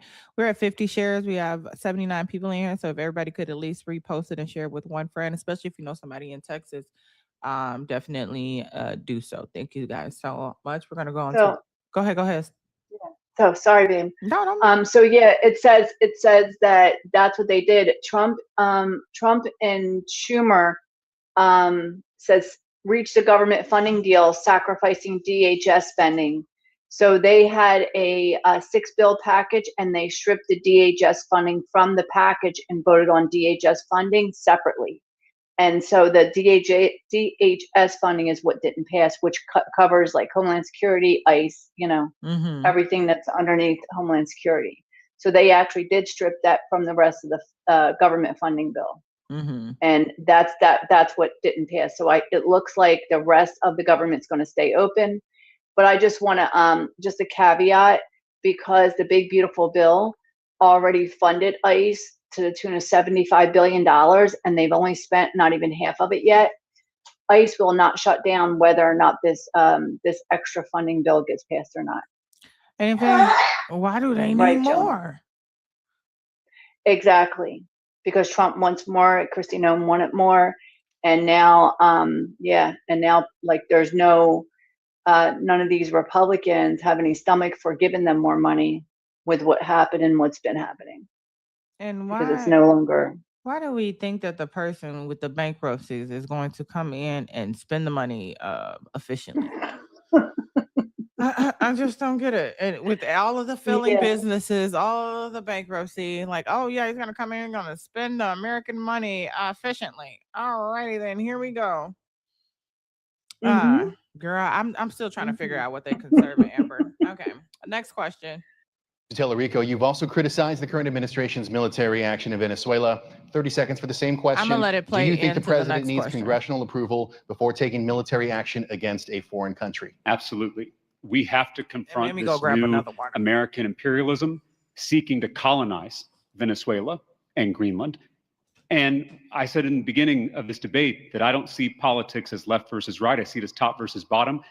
This intervention in Venezuela is not only reckless, it is deeply corrupt. Trump promised the biggest oil executives in this country a, quote, great deal if they gave him $1 billion for his reelection campaign. And then he turned around and gave them a gift. He gave them the nation of Venezuela, home to the largest oil reserves in the world. So we have to call out this kind of corruption. Billionaires don't just run our economy. They don't just run our government. Now they run our foreign policy. We need a senator who's going to stand up to those billionaires in Washington, D.C. Staying with you, Mr. Talarico, with regard to Iran now, if military action is taken without congressional approval when it comes to Iran, how should the Senate hold the administration accountable? You have 60 seconds for this one. Right now, we have a Senate that is not holding the executive branch accountable. We don't have checks and balances in our government anymore. And that has to end, because as we've seen, the administration is not going to come to Congress for congressional approval for military action, a blatant violation of our laws, of our Constitution. And we can have discussions about how to respond in Iran, where we have seen so many innocent civilians, protesters murdered on their streets. We're also seeing that in Minnesota as we speak. And so that conversation needs to be had out in public, and it needs to be a decision made by the people's representatives, not a rogue administrative state. All right, same question for you, Ms. Crockett. You'll also have 60 seconds with regards to Iran. If military action is taken without congressional approval, how should the Senate hold the administration accountable? Yeah, so, for 2 seconds, I had a glimmer of hope when it came to the Senate as it relates to Venezuela specifically, because there was a war powers resolution that they put on the floor, and we had the votes. There were Republicans that said this is wrong after all the briefings. They understood that to allow for this permission structure would only allow for him to do the things that he's been doing now, which is to continue to bully people. And so as they voted on the war powers resolution, they received a phone call from the White House saying you need to change your votes. And so people changed their votes. And so first step that we've got to do is we've got to actually get to the majority. That is why this Texas seat matters. This is actually bigger than Texas. This is about our democracy and this country right now. This seat has to flip if we are going to make these changes. So we've got to make sure that we've got the numbers. But also we got to talk to those Republicans that feel like the Republican Party has just left them, such as the Thomas Masseys of the world, who will always stand up and do what he truly believes in. There are still a few senators like a Tom Tillis who are left in the U.S. Senate. We've got to decide that we are going to band together with whichever Republicans have decided that they actually want to honor their oath to the Constitution. All right. All righty then. I just want to say too, back to what I was saying, to the question about funding Israel. Like, we can't hold up. I'm against sending the money, but we ain't got the numbers, and we got to get more numbers. We got to talk to the people who still believe they want to honor their oath. We got to, and we need the seats. That's why this seat matters. That's how we can make a difference, not only when it comes to it's not real, but also to when it comes to holding them accountable. But what are you guys' thoughts on the answers? I forgot what he said. I ain't gonna lie. I can replay it if anybody needed though. So neither of them said any lies, but at the same time, again, Jasmine listed things that are already proposed, that are already being talked about in the Senate because she's there, because she has the experience. James listed something that is also not a lie, right? Mm-hmm. But he didn't say how he was going to change it, right? He didn't give a list of a pathway of how to get there. He just said this is the problem, but he didn't say how to fix it. Mm-hmm. Like, we know it's a problem. Yeah. We know it's a problem. Like, it's been a problem, but he didn't give us an answer on how to fix it. Mm-hmm. Anybody else? I don't have a comment on this because he never answers anything, but I do got some tea. Does anybody want some tea? Is it with Jasmine Can I Crockett? answer? Tell her. Yeah, let Nichelle go first. Go ahead, Nichelle. Hey, so just real quick. So the same way that she emphasized that we that this is bigger than Texas, kind of America first. We need to make sure that she's, in the House. I would have loved to see her add that when she's ever asked about changes for funding to is not real. Mm-hmm. That's kind of what I meant. That's what right there. That was perfection. Yeah. How she said, here are the bills that have been introduced. We've been trying to do something about it. I'd love to work with Republicans who, support this, showing that she can reach across the aisle, which is always good. Everybody loves to hear that. Mm-hmm. But hey, we don't have the numbers, and boom, boom, boom. Yes, that bill with it's not real and the funding is old. Had we had the numbers in the House, put me in there, and I'll make sure it happens. Mm-hmm. That's kind of what I meant when I was saying that earlier. Got you. What happened, Saji? Yeah. Keep us Listen, informed. Listen, I was going through my little digging because I've made it my personal thing, right? and I respect Michelle a lot and Sash. So I get what their point that they're saying, like we still gotta at the end of the day vote blue. But what I'm saying is we gotta look into these men, right? Well, it turns out that James Talarico is following a few corn stars on Instagram on his official page, and it got found out and it got released. And now there are some articles out there from these Christians saying that he's a phony. And his campaign manager came out and said, "Oh well, actually, we only interact with accounts that have a lot of numbers. We don't look into their background." Police, you're okay. It's either he's not as Christian as he says he is, and he's following several corn stars on Instagram, or he has the shittiest campaign team in planet Earth, because why the hell are you liking their photos or interacting with them and you don't know who the hell they are? Which one is it? That actually came out a while ago. That's kind of old. Why you tea, don't but you know share what? the why don't you share the tea, Sash? Because look, Saji, Because look, we let gotta me vote just, blue no matter who. yes, Saji, because look, this really is not, it's not, it doesn't matter. It doesn't matter. It really doesn't. I was really gonna say. As long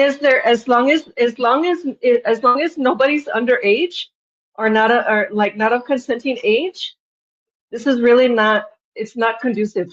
It's really How not. does that resonate with the Christian voters? I was like gonna I say. said, like I said, hold on. Let me just finish real quick, because Sachi asked me this question the other day about how he resonates with Christian voters. He doesn't. They don't like him. They say he's not Christian enough. What is Christian enough? Because he uses their quote unquote Christianity against them. So like when he brings things when they bring things to the table on the Texas floor, for example, the 10 Commandments in schools, getting what's another one? Like even just things about the border, and he uses their Christianity against them. Yeah, it's not that he's not Christian enough. They don't. This is Mac. So there's different. Okay, there's different sects of like different. I don't know.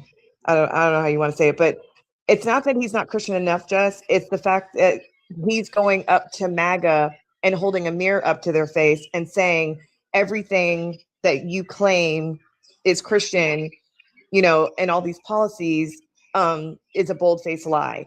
And I don't think he's actually a pastor, Amber. He's in seminary school, or he went to seminary school. I think I'll have to check on that. He's still in it. I think somebody He's said still, he's yeah, still I in it. thought he would still, yeah, he's still in it. He's not like a full, like he doesn't like pastor a flock or anything like that. But yeah, I agree with Sasha on this. This is old. And again, listen, the pendulum swings back. We're rooting 1000% for Jasmine, but just understand we may have to, you know, vote for him. So I don't know. I don't know. But yeah. like I said in the beginning, if be careful. Rubio, Christiano, JD Vance, who else? All of these people, Mark Rubio, Ted Cruz, they all condemned Trump and then turned around and voted for him. So criticize until you want. So I didn't, like I said, I can be able to criticize James Talarico. I don't have to like him to vote for him. If I have to in the future, and so in some type of way, it may be another position that he might be going for, and it's the best option, and I can do it. And I can criticize at just the facts, the things that are happening, even though they were criticizing with facts and still backed it up, and still vote for him. And I can not like it and still do it, just the way as my ancestors have also voted for white racists, even though they knew that they were racist, for the betterment of the community, the betterment of America, the betterment of their people, and harm reduction. So I just want that to be, we know we got to vote blue no matter who, but I don't want to sugarcoat nothing, because I may have to vote for somebody. Just because I vote for you don't mean I like you. Don't mean that I'm wholehearted stop on everything that you do either. And I don't want people And to a feel lot of like people they don't can't. understand harm reduction. I'm glad that you brought that up, Jess. A lot of people don't understand the concept of harm reduction in voting. We got lot of people, well, Black women got like, I mean, it was brutal, like for voting for, you know, VP Harris, right? Not understanding harm reduction. I'm glad that you brought that up. That's a really good point. They've done it And all. let They've me done it let me all. just say, Go ahead. I'm sorry, Mama. Go ahead, love. No, I was gonna say maybe I'm wording it wrong. Like I'm not saying he like they think he's not Christian enough. I mean that he's not a MAGA Christian. Like he's not an evangelical Christian. You know what I'm saying? Like I hope I make sense when I say that. Yeah, so like Ken Paxton, who's being divorced by his wife on biblical grounds, is Christian enough for them, for MAGA, which in is Texas. crazy. Yeah, well, see, Trump holding a Bible upside down was Christian enough for him. Okay, Right. I mean, like they're so unserious. Look, They are look. so unserious about their standard for Christianity in this country. Yeah. So Stacey said it for me perfect. He's not a Christian nationalist. And that's what all these people, these other people are, what these MAGA people are. They're Christian nationalists. And that's not what he is. And that's why they don't like him. I just want to. That's why hold on, Moon Petal. Yeah. So that's what the other night. That's why I said the people he's talking to, that he's trying to get, are those people that are defecting from MAGA. There's like that small sliver that were like kind of center right, or just like moderates, independents that are conservative leaning and are Christian. And like I said the other night, those kind of people, a lot of those kind of people, they like their racism and their bigotry and their xenophobia to be covert. They don't want it in their face where they can't look at themselves in the mirror in the morning and not feel good about themselves. You know, they want somebody to tell them, oh no, you're still good Christians. You're still good. You're still, you're good people. Like, and Trump and Republicans have not been allowing them to look at themselves in the mirror and feel good about themselves. They feel shame, right? They feel confused and all these things. And so he's giving them another choice. Look, you can still be Christian, but you can also be for humanity. That's not what Jesus taught. That's who I think he's trying to speak to. How many of those people actually exist in Texas? I don't know. But on a lot of what you guys are saying, harm reduction, all this kind of stuff, okay, he is following porn stars or whatever. The right actually votes for peace radios, like open, convicted, like remember Roy Moore? Right? Like they don't care what they do. They don't care if they're in the e-files. They don't care. Right? So we kind of, we like the primaries. I've been saying this for months. The primaries, this is the time to have these conversations. This is the time to try with all we have to push our candidates through to make sure that they are representative in this fight. But if they don't make it through, we cannot do a Bernie Hillary thing and say that I'm not voting. I'm not voting because my candidate didn't win. It is a blue harm reduction situation. 100%. Yeah. Go ahead, Moon Palette. What I was gonna say Moon Petal, is, I'm so sorry. no, I was gonna say, Ted Cruz literally posted, corn on his main profile that time accidentally when he retweeted it and liked it, and then did a biblical quote like a week later. So what they use a lot of the time is they use almost like a cult mentality when they use religion. So they're saying, like, if you don't see Trump as this leader, or if you don't see these laws, then you're not believing in Christ, or you're not believing in God. So it's a very cult-like phrasing that they use, like particularly of saying where he's just using God loosely, like God wouldn't like that or whatever. They literally will tie God or Jesus to laws. So that's what's so crazy about it, because they're like, oh, God would want immigration. Like the two of them don't have any, like, that's how they do the cult nationalism. They make these people feel like religion is governing the laws of this country, whereas he is using God in a loose term, not saying that it directly influences the decisions itself. So that's what the problem is with this government. It's very like, if you don't do these laws or believe what Trump says or whatever, then this group cult mentality, then you're not listed in the Christianity grouping at all, and you're some other not Christian at all. Like, you know, that's what I was gonna say. And go ahead, Sergeant. And I'm like, again, as you said, it's not a divide. Again, we all know whoever's on the primary in November, we're voting for if you're in Texas.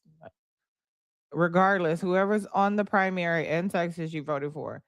And, you know, that's how we feel.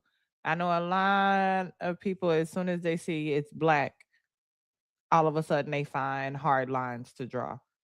Because they find hard lines to draw. And I'm going to say that. We're down for it. We've been doing this all our life. Voting for the lesser of two evils, or voting for harm reduction, voting for someone here. I got you, no cap. Let me drop myself down. Voting for someone that could possibly help us where we can get stuff done. We're voting, but I want all y'all to keep that, please keep that same energy. We know, especially like as black and brown people on here, we're voting for whoever's on that primary. But if it happens to be black, I want you to remember we're voting for whoever's blue on that ticket. I don't want to hear that bullshit when the numbers come out, because it's gonna be a Mickey Ficky problem. Saji, go ahead and then I bring in no cap. Yeah, I heard what everybody says. I think my point was still missed. It's not, girl, I don't care if he goes and fucks an actual porn star. What my issue with him is, and again, I will state I'm not in Texas, so I should probably be shut the hell up. My issue is he keeps acting like he has these hard lines for what he stands for, and then it hasn't been that long, and we found all of these contradictions. Mm-hmm. And he's denying them. Like, for as much shit as Jasmine Crockett has gotten, how many times has she answered? How many interviews has she been on? How many statements has she put out saying, no, I do not receive money from APAC? She didn't just say, oh, it's none of your business, or I don't know what you're talking about. She didn't avoid the topic. I want YT men, even on our side, to be held at least at the same standard that black women are. Mm-hmm. Because, you know, they'll criticize, oh no, they're not Christian enough because, or they look like they don't have a good family, because we found one photo of Michelle and Obama not holding hands. Something must be going wrong. Or, oh, he liked this photo. Like, okay, white people are not going to do it, so we have to do it. Mm-hmm. And it wouldn't be no division had he chosen to drop out of the fucking race. He wants to call her friend, her colleague, her bestie, then drop out. You know what, Jess? I went and looked up that screenshot, that document that you put out, or that you showed us, that he put out. Mm-hmm. The amount of comments that were under there already criticizing Jasmine Crockett, saying, oh, look, she should be classy like James Talarico. Look at her. She's already trying to attack him. And there was only a few people in there saying, where's the proof? Where are these negative ads? Mm-hmm. Why are you preemptively accusing her? But the majority of those comments were already painting her in a negative light, as though she was trying to criticize him. I'm sorry. I thought this was a race. I thought they were fighting for that spot. Mm-hmm. But if we don't have her back, and if we don't fight back the way that they're doing it, those Talarico supporters sure as hell are shitting on her. That's just how I feel about it. And post Talarico supporters, I feel like the ones that'll get to the line in November and draw a hard line, you know, if she's the one that's there. But that's why also, too, the beauty is, y'all talk to your people, get people out to vote. Because if we can bring the people who sit at home out to vote, we won't have to worry about them. We don't have to worry about them. Because I do feel like we don't draw no lines. We still go to the shit and do what we need to do. We know what we're gonna do, vote blue no matter who, especially right now. I think that they are going to draw some hard lines, and I don't like the little subtle games that white people play with it. Oh, she's gonna come into me, and she hasn't come at you, and then all of a sudden they're like, they're attacking her off of this, and when you could have just let it be and see it first. And she don't need any more attacks than she already has. But like I saw Michelle put in the chat, she does know what she is in for. She do know what she signed up for. I'm used to it. I'm a black woman, and look how far I've gotten. And I'm used to y'all coming to me like this, and it ain't gonna change a thing. And like so I say, we still have to be the ones that if she can't be vetted properly, it's our jobs to be vetting properly. It's our jobs to bring the facts to the forefront. We don't have to say that, oh, it's divisive, to bring out facts. And I don't want us to ignore things, because I think it's important to be an informed voter too. So, no cap, I want to bring you in. How you doing? Are you in Texas? Even if you're not, but are you in Texas? Just first of all. No, I'm in Marjorie Taylor Greene District. Oh, that's unfortunate. It is. No, I'm on a campaign, so I'm trying to help my candidate win. Yes. Who's your candidate? Listen. His name's Sean Harris. He's running Democrat here, running 14th congressional district. She's the major front runner for the Democratic Party. Okay, got you. So I need y'all to send him some love, send him some money, send shout out. He's a retired brigadier general. He's a farmer, married, black man. Yep. So I need everybody to mobilize anyone you know in the south part of the 14th district, because it includes parts of Cobb County, and that area is more populated. But I do want to add my 2 cents that, misogyny, I say it all the time, misogyny is our biggest issue. It just is. For the candidates, for the people, it's just a problem. Back when Hillary Clinton was running in 2015, and I started hearing, Bernie Sanders and his dog whistles, I told them then we got a problem. And because the problem is that most people are misogynistic, they don't want to admit it. And I think that that's what we have with our YT friends and family, that y'all don't want to admit the problem that y'all know is a problem, because you're part of the problem. And so there, and it's hard to get people to move with you when they feel attacked. And so what we have is that, and on the left, because we have willful delusion mixed with a little bit of toxic altruism, we want to talk around the rosy, all around the mulberry bush about the problem. And so growing up and being from Northwest Georgia, I had privilege. I had privilege based on my family. I had privilege based on what they did for a living, income. But I would say what needs to be said, because I'm just like, let's call a spade a spade.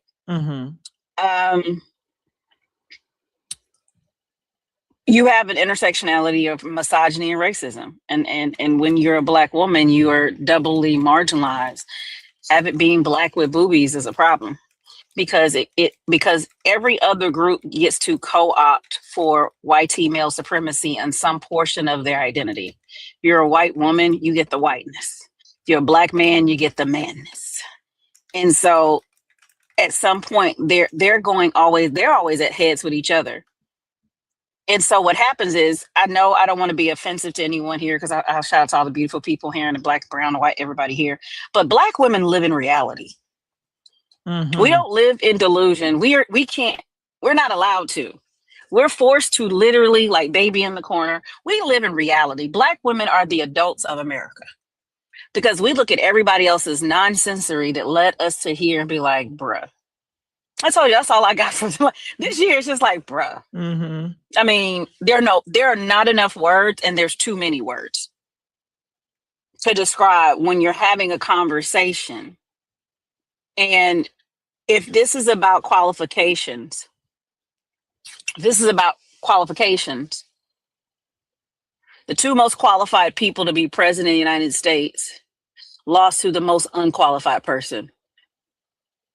To the most unqualified person who should be in prison. The 2 most qualified people, notice I didn't say women, people based on the same qualifications almost all US presidents have had.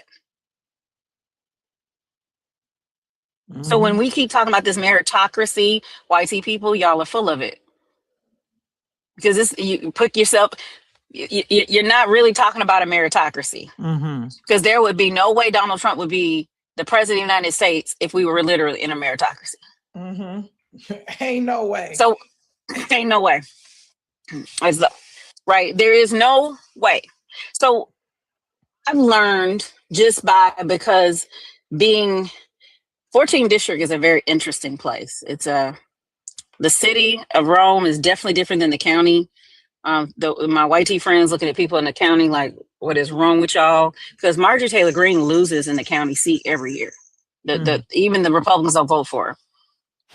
The thing that we're having let's talk about Talarico and Jasmine Crockett. Jasmine Crockett, and you can hear it, and I think we need to start going on the call out to call up some of these influencers. Instead of now us going to this, what we have to gain and, kumbaya, and this is what we're going to be able to get with Jasmine Crockett. We just need to start using guilt trips, lady. They work. We need to start talking to these white influencers when they start talking that ish, and the math is not mathing. Because what happens is white people change their tune when they're shamed into it. I have no problem leveraging guilt. I have no problem leveraging shame. Since they don't have a problem with lying and pretending, I don't have a problem without getting the results to make you feel bad about your lying. And growing up in this area, I'm good at it because I understand the mindset. Talarico has started getting traction when he noticed that if he started doing content, he would start getting this thing. He isn't evangelical. He just been but his messaging about Jesus and has been the same for a very long time. I'll give him credit. He's been talking for years, like, I don't know where y'all get this from, this Trump, I don't know what y'all are doing, but that's not what Jesus says. He's been the one that called people out, but he's not calling people out for people unjustly attacking Jasmine Crockett. She don't take AIPAC money. I thought we were mad at AIPAC. I thought the left was mad at AIPAC. I thought we were boycotting. We putting everybody on a list. We showing up at events. No, you just do it when it's black people. Your anti-blackness is showing. Jasmine Crockett is probably the most qualified person in the House of Representatives. Jasmine Crockett, based on her qualifications, not maybe number of years, qualifications, is the most qualified person in the Senate. That's crazy. I'm sorry, in the House. That's crazy. And we're having this, like I said, there's no words. As Allen Iverson said, we're talking about practice. That's what we're talking about. We're talking about practice. We're talking about practice? We ain't talking about the game. We're not talking about being qualified, because guess what? I want some of my white tea friends on here, black and brown friends. I want you to start going to these. Do me a favor. We want to win because it only works through pure accountability. White tea people feel worse when white tea people chin check them. It's males will listen to men. Women are more listening to women. It's just law of nature. I need y'all to start going to these white podcasts, these social media accounts, and instead of complaining, I need you to I need you to let them have it. I need you to give them the business, because what happens is there's so many other people, white tea people, that most of y'all, I love y'all, but y'all are cowards. Y'all are waiting for one person to go off. Be that one white lady that just give them the business. You'll see a flood of it. Give them the business about being a hypocrite. Give them the business. Say, hey, listen. We want you, we got you, but you can't do this. Because they have to know, I need to change my message, I need to change my rhetoric. Because Talarico is too close to being one of them Democrats that later on become a Republican after you vote for him. So that's the problem I'm worried about. I'm too worried about with him, and she's overqualified. Those influencers, they always come out. You look at it. Look on Threads. Look on Twitter. Look on here. Well, Democrats don't have anybody talking, baby. If Jasmine Crockett hadn't been, she's been the primary person talking. Listen, Auntie Maxine put it down. Jasmine picked it up. Ayanna Presley been talking, right? The squad, even though sometimes I don't agree, they've been talking, but Jasmine not only been talking, she's on the appropriation committee. She's been giving them the business. She's on nightly news, mainstream, telling them about themselves. But you're telling me nobody in the Democratic Party is saying anything? They don't want to listen to a black woman. They don't respect her. Say that one more time for the people in the back. You don't want to listen to a black woman. You receive the message from the people that you respect. So when you don't respect black women, all you hear is wah, wah, wah, wah, wah. She didn't say anything. She's one of the few that was one of the first to go out and start talking. Been talking the whole damn time. Been calling it out. You said you want to fight her. She fight, but then you're like, what are we talking about? But y'all don't respect her. And y'all don't respect She been Black calling women. that man Period. out. Huh? No, they don't want to listen to us, and No. that's how y'all should have listened to us because how we got in this problem in the first place. Mm-hmm. But y'all don't want to let us to us, but y'all want us to come outside. This the first time that we Make it that we make not sense. outside is a whole nother is another we not outside is this the first time we not outside. Mm-hmm. When we say we outside, we're not outside for protesting. Mm-hmm. Because you don't want to listen for a problem we can avoid because there's something in you that has been infected with the superiority complex that wants you to believe that there's no way this Black and or woman could tell me what's going on. It's also, I don't want to acknowledge because this Black woman is acknowledging something I want to ignore that I know happened. Because there's a woman on here. I want y'all to pull her up. She's on TikTok. Maybe some of y'all saw her. Saji, I definitely want you to go over here, girl. Her name is Hannah Silveria. And her hub, she just got married and her hubby got picked up by ICE. Wow. Oh, are you Yeah. talking about that MAGA white tea lady? I don't think she was MAGA, but she said she's a libertarian. She used to have conservative. I don't know all her stuff because I think she took some of her posts down in the past, but she shows up as a libertarian. And during her interview with her new husband, their final interview for him to get his green card, they were going through the interview and ICE busted in and took him away. Because listen, I'm gonna tell you, because I know Lucifer next to me wants to talk, but I'll say this: if I found out that bitch was MAGA, I'm calling ICE and telling him that he used to sell smokes. Okay. I'm just gonna tell you, like, I'm not for the people that look like me who Maybe like voted 2 or against 3. me. Maybe Okay, like you 2. know what? And Hold on, really quick. I No want cap. you to. We only got like maybe 2 or 3 questions, and we're about to get to it. Lucifer, are you in Texas? No, I'm in New York. Okay. And what did you want to add? What add to the conversation? I wanted to talk about the whole vote blue no matter who. Okay. What about it? I would say that's not really a good course of action to just vote blue no matter who. Because I mean that's how we got guys like Rob Emanuel, and we had various other Democrats that just weren't that great at all. In my view. And in my view, I mean, the issue that I had with even though I voted for Kamala, actually, my issue was that, she took a more right-wing position on immigration. I think more so like what we're talking point. we're talking about blue no matter who in this Texas Senate race, particularly. Well, obviously a lot of the Republicans are losing their shit, but blue no matter who in Texas, because if we're up to James Talarico and Jasmine Crockett in the primaries, we're saying like whichever one ends up in the primaries in November, we're going to vote because it's going to be better than a Kim Paxton or Cornyn, our other options. So when we talk about harm reduction, it is going to be blue, and we know who the no matter who is. It's going to be Jasmine Crockett or James Talarico. I don't see us as Texans wanting to put ourselves in a more fucked up position by voting for a corrupt Kim Paxton or Cornyn. I mean, yeah, that makes sense, man. Yeah. I'm not arguing it in terms of Texas. Like, that's fine. I don't like Kim Paxton and them either. So, Right. I think in that case, fine. But I'm just talking generally overall. But that's just in terms of, Lucifer, like, can you Texas, tell us what about Justice analysis was crappy? What did you disagree with?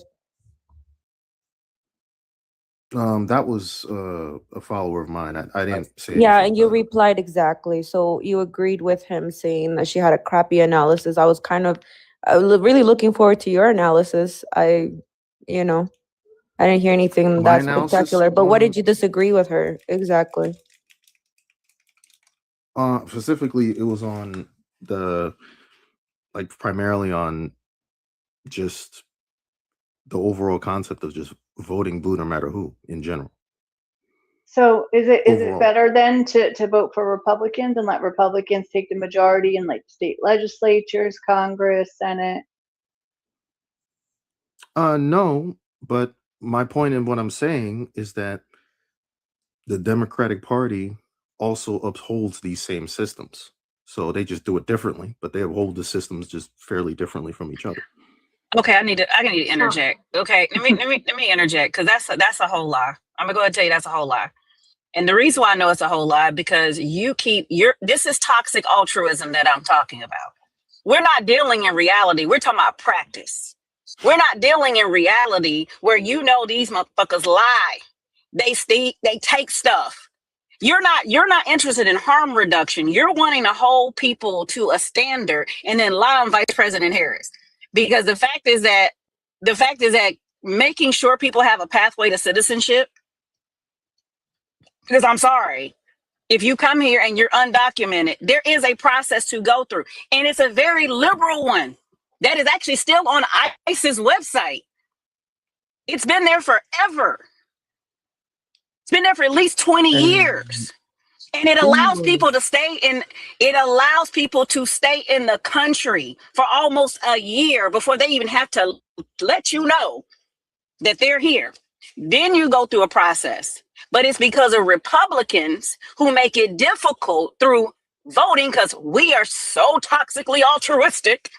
They get into office and they make it difficult for people to transition into citizenship. And so there's a backlog and there becomes a bottleneck. You are one of the reasons why we have this problem. Because it's not bad enough for you. How am I? Because you made up a story that she has a right-wing stance on immigration and she doesn't. That's disinformation. She did not. Tell me how. Tell me what she said. She literally said, "Hey, no, not literally. Tell me what she said." Here. She said, "Don't come here. If you guys are coming to the border," she said, "Don't come here." You don't even understand the context of why she said that. Tell me the context of why she said it. What was the context of why she said that? We're asking you. No, here's a no. You tell us because you're the one who heard it. Hold on, 1 second. We were talking about Jasmine Crockett and Talarico. And what we're talking about is we can critique whoever and still vote blue when it comes to November because we know we need Senate seats. And if you want somebody, if you don't want it to be blue no matter who, then advocate for who you want. Go to the primaries and vote in who you want. Put your money behind who you want. But at the end of the day, we're not trying to put Republicans in because they have historically been stealing, putting in harm to a lot of Americans. Every time they get in there, all the farmers need a bailout all of a sudden. They get rich. They capitulate. It just doesn't make any sense. Then they're not for progression. They're for conserving what? I'm still trying to figure that out. And if you're a 5-year-old kid, you want to progress to start walking and running and playing sports and getting better. Everybody should be wanting to progress in some type of way. Nobody wants to stay the same.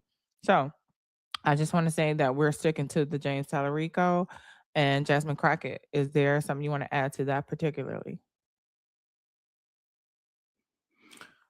I mean, no, I got nothing to add there. I mean, if we're going to stick to that, that's fine. But for me, all I got to say is that, primarily, if we want to talk about, immigration and all this other stuff, we need to discuss primarily what the United States as an entity does in terms of espousing and making the immigration situation even worse due to our foreign policy. All right. Our foreign policy. I do have discussions. It's just what it is. I do have discussions on that, but at the moment we're just going to stick to Jasmine Crockett and James Talarico, and getting people to get registered to vote, making sure that they go out, show up in the primaries to put the person that they want in front. And here we're just breaking down the debate. And I appreciate you coming up, Lucifer. But when we have those conversations about immigration and foreign policy as a whole in the United States, you're more than welcome to come back up, okay? All right, thank you so much. Moon, I think I said palette, but it's not palette. Moon something. Moon, if you're still in the building, you would like to come up, you definitely can do so. And It was Moon Petal. Moon Petal. I knew it was, them letters was in there. I'm gonna move on to the next question because I want us to stay focused because we acting like the last day to register isn't Monday, and we're acting like the early voting doesn't start on the 17th. All right. Yeah. Just a hey Debbie, welcome in you guys. And Because I don't know about y'all, but I'm still waiting for the revolution that we were promised by those leftists that are now criticizing Jasmine Crockett. the no votes. Here we go. Don't vote. Where y'all at? Jess, can I ask a question? Because maybe I'm just seeing this wrong. Because Talarico was in the Senate race for a couple months, and then Jasmine joined in, and some people are saying that he should have dropped out when she joined. But having been somebody that had to argue with people incessantly during the Kamala campaign about the fact that she didn't win a primary, like what I see happening if he did that, they would say the opposition would run ads and say things like, "Oh, she couldn't even win a real race, so the Democrats had to make him drop out so she could have it," and like all this other stuff. My view is that it puts her in a stronger position in the general election when she goes against Republicans when she beats Talarico, which she's going to do, hands down. That's what I see. But am I not seeing it right? Does anybody else see it differently than that? I get what you're saying that like I can beat them. They voted for me. And then if he I see two different things. When they talk about Kamala Harris not winning the primary, they saying in 2019 when she dropped out and became the vice president, saying that she didn't win, but she never really went for the primary because she ended up dropping out. She said didn't have the funds and ended up becoming vice president. When she won the primary, obviously with Biden on the Biden ticket, when the people go vote, because a lot of these people don't even go vote in the primaries, like they even give a fuck. They just want to what's that called? They just want to bitch and moan when it comes to November, like they don't have no fucking options. Yes.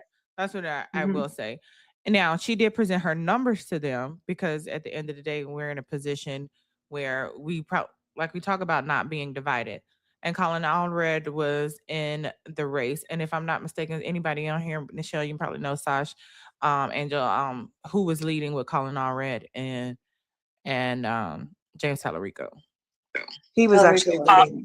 Who was? Colin? Was already Yes, Yeah, Colin Talarico. was leading, and then when he had, because it had been speculated that Jasmine was going to enter the race. So and it was floating around, and like Erica was one of the first people to report on it.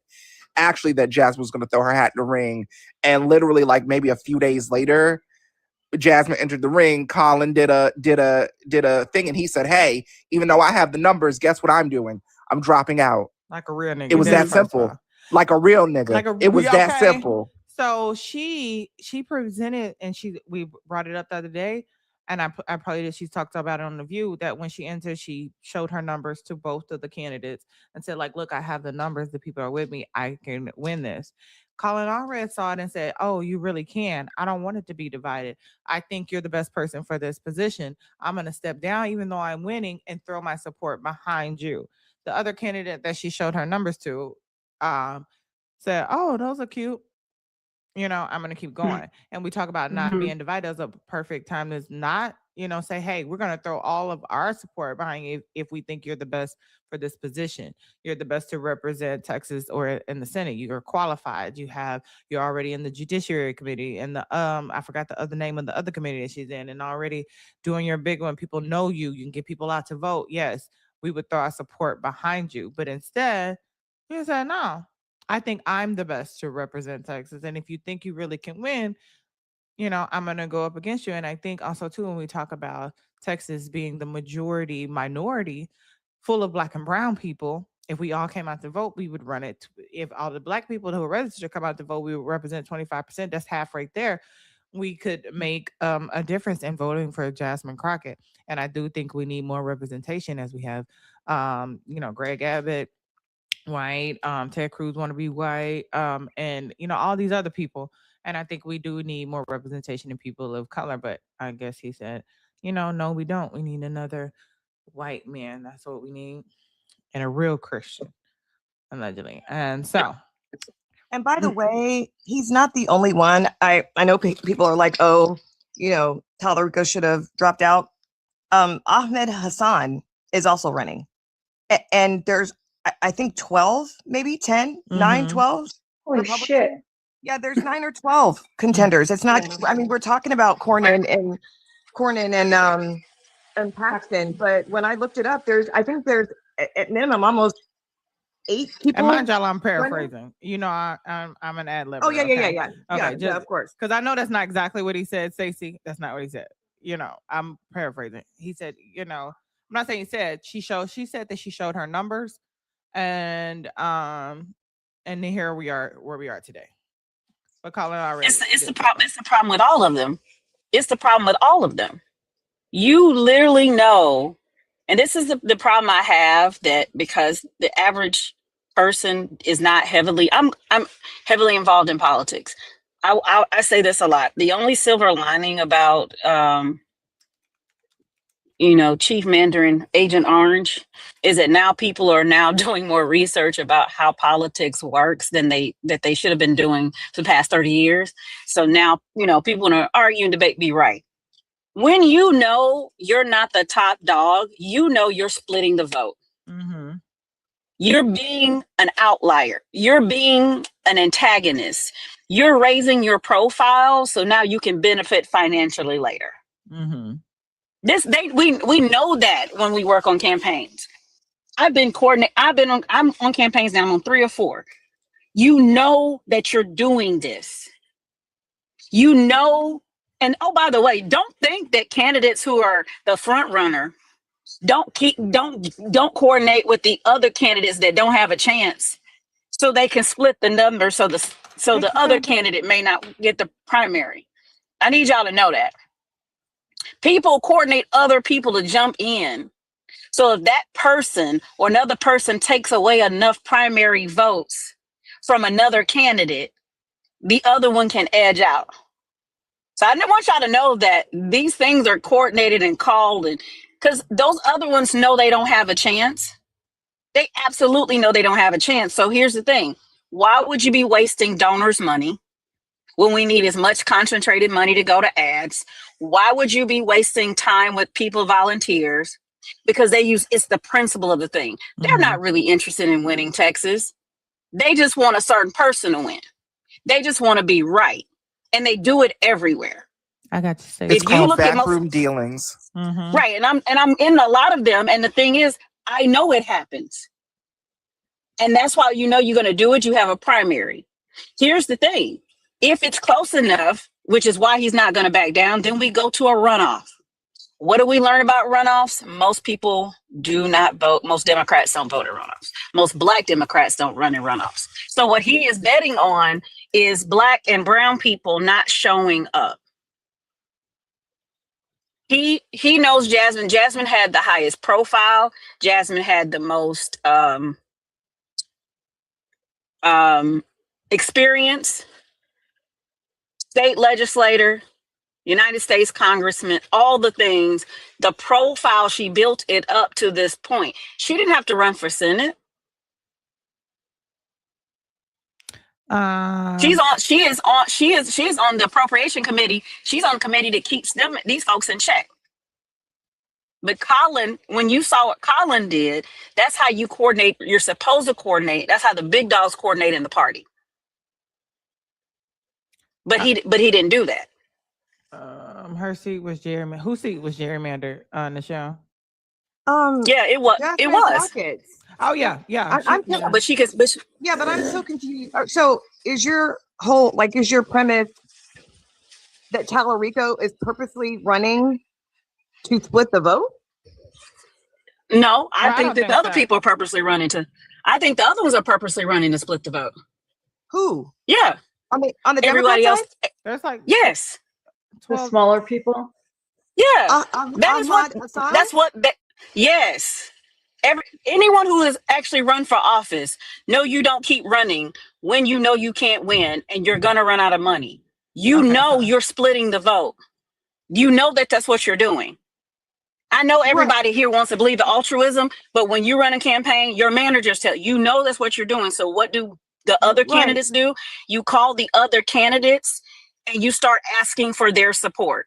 You literally start asking them to drop out, and you want to bring them on your team, so they bring their people. Yes. Right, but nobody even knew about Ahmad Hassan until I brought it up.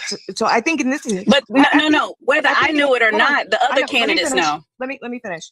I think on a broad perspective, yes, I agree with you. I've seen I that gotta pee. I'll be happen. right back. But specifically here in Texas, I don't agree with that. Yeah, but it's not I for you to understand- agree. It's every campaign. That's the problem with Right, us. but We're what I so meant is- altruistic. We don't want I'm to not believe something. I'm not altruistic. I'm not altruistic at all. I'm saying it sounds like you're saying that Talarico should be doing the same thing that Colin Allred is doing. Is that what you were mentioning? Here's the thing. If you know we want to win, you know you have one of the highest profile Democrats in the entire country. Put their position in a Senate. You know it's going to draw and win. You know it's going to draw. You know it's going to draw the support. It's going to draw the attention. It's going to draw the money. You know that. We all know that. But you decide to stay in, and you don't even have the polling numbers right now to beat them, and you stay in the race. You know you're splitting the vote. We all know that. He knows that. Your campaign manager knows that. I know that. We do this. This is the reason why I was so frustrated at Bernie Sanders, and I do not respect him at all, because you run on a campaign and you know this is happening and it doesn't change.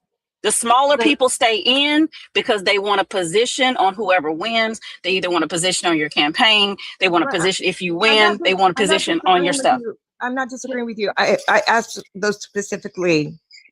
Are you saying that James Talarico should have dropped out? Yes, I do. Okay. Yes. Yeah, okay. I'll go on the record and say I fundamentally disagree with that. That's fine. You can disagree with it. You can disagree or not, but this is how it works. And the thing is that when I see it happening, because I've worked on campaigns, I'm 46 years old. I worked on campaigns when I was 12 and I couldn't even get a job.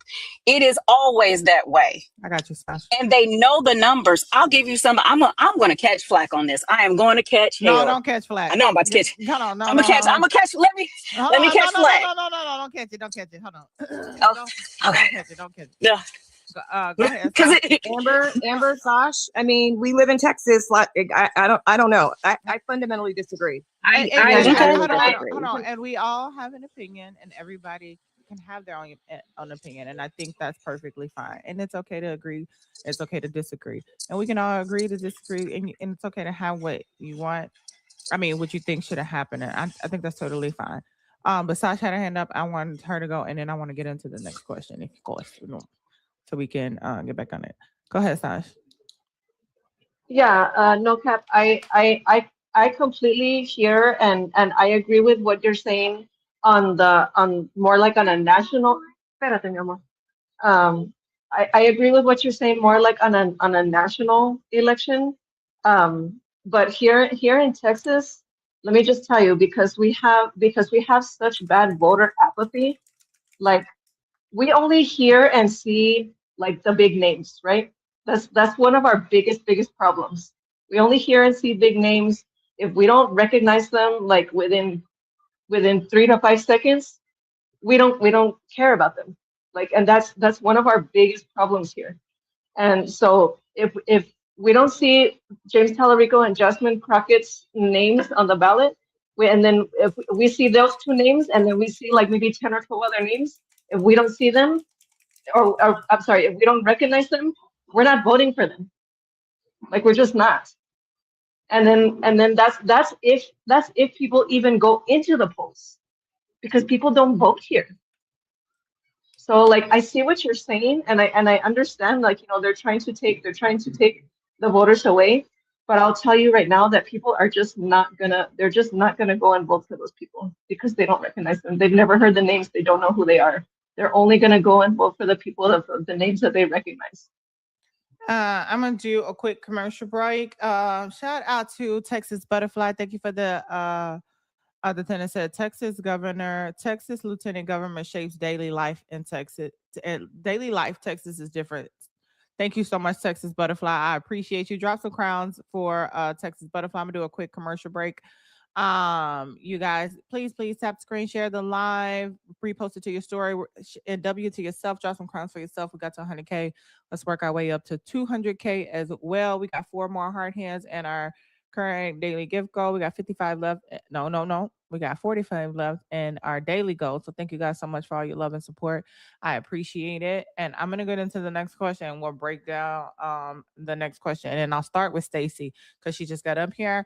I'll start with her on this next question after we play it. Thank you guys so much. I appreciate it. Oh, and I love the Amber had Discord. Amber had her hand up, Jess.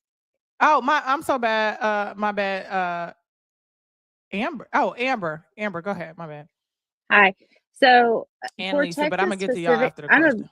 Go ahead. I'm a precinct chair in Texas for the Democratic Party. So for strategy for the Texas Democratic Party, though, specifically, I think it was a good thing that that he stayed in the race specifically so that the Texas Democratic Party can get voter data for people who are excited to show up to the primary. So even if you don't, so even if you like James Talarico or if you like Jasmine Crockett, people are excited about their candidates for this race. And that is a big deal in Texas because our biggest problem in this state is voter apathy, as most of the panel knows here that is our biggest issue. And so that specifically is why I think it's a good thing that he stayed in the race and didn't drop out. Thank you so much. I appreciate that. I'm going to start the question. I'm going to Stacey. Lisa, I see your hand up. I'm going to go to you afterwards. And then anybody else that want to jump in after that. Here's our next question. All right, let's get back to some domestic topics. Ms. Crockett, you have said you would absolutely at least support an impeachment inquiry into Donald Trump if he engaged in misconduct. Under what specific circumstances, if any, would you support impeachment or an impeachment inquiry? And where do you draw the line? You have 60 seconds. So I want to be clear about this. The statement he just made was from a while ago, before things got as bad as they are right now. I think that there is more than enough to impeach Donald Trump, period, on the face of it. In fact, Al Green has put on the floor more than once impeachment resolutions, and I have voted for them. Now, ultimately, do I think that we should go through the formal process so that we can do all of the data collection that we need to do so that we can have all of the evidence? Absolutely, because basically it is a prosecution. And so we need to make sure that people are actually honoring those subpoenas. We need to get all of the information. And so I think that we should start at an impeachment inquiry. We should go and get all of the information. We should allow the American people to hear and see that information, call their representatives, urge them to make the votes. And then ultimately, if we feel like there is enough evidence that has been presented in committee, which it most likely would be judiciary where I currently serve, then we take that vote. We take it to the entire House floor. Now, there are those that say there is no point because we impeached him twice and then he ultimately did not get convicted. Is that where you're going? Ms. Crockett, but name one thing specifically that he should be impeached for. I think that he should be impeached as it relates to his unlawful use of the tariffs. That's a very easy one. He doesn't have the legal authority to do it. He, everything else as it relates to his legal authority, I think the courts have stopped him, whether we're talking about birthright citizenship and some others, but the courts have not yet weighed in specifically on the impeachments.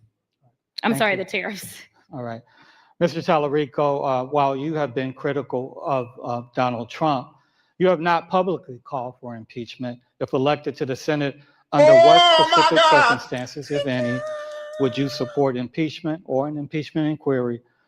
And where do you draw the line? You have 60 seconds. I think the administration has certainly committed impeachable offenses, particularly when it comes to using their public roles to enrich themselves. I will conduct myself in any impeachment proceedings in the United States Senate, just as I did in the Texas legislature when impeachment charges were brought against our corrupt attorney general. I evaluated all the evidence. I said it was the most serious vote I ever casted because I was removing a duly elected public official from office.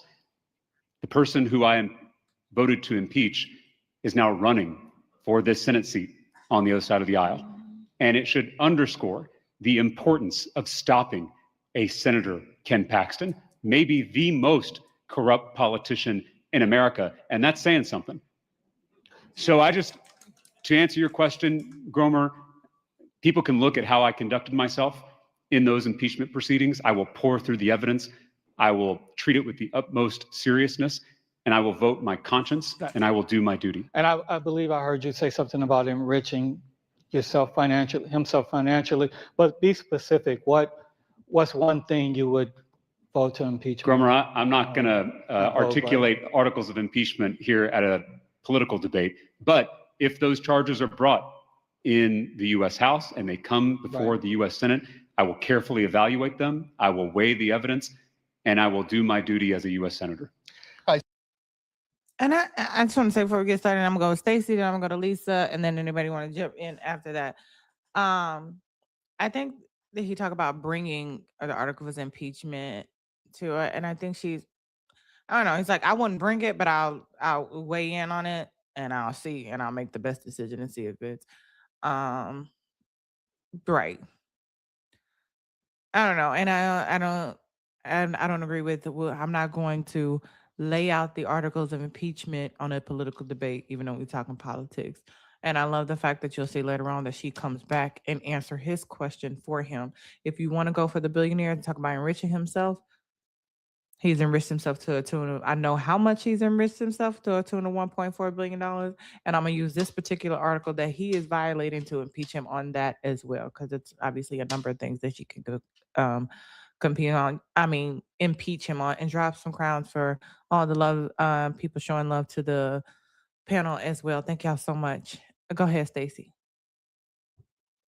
Hello, everyone. Thank you for having me up. I thought that her answer, I liked it.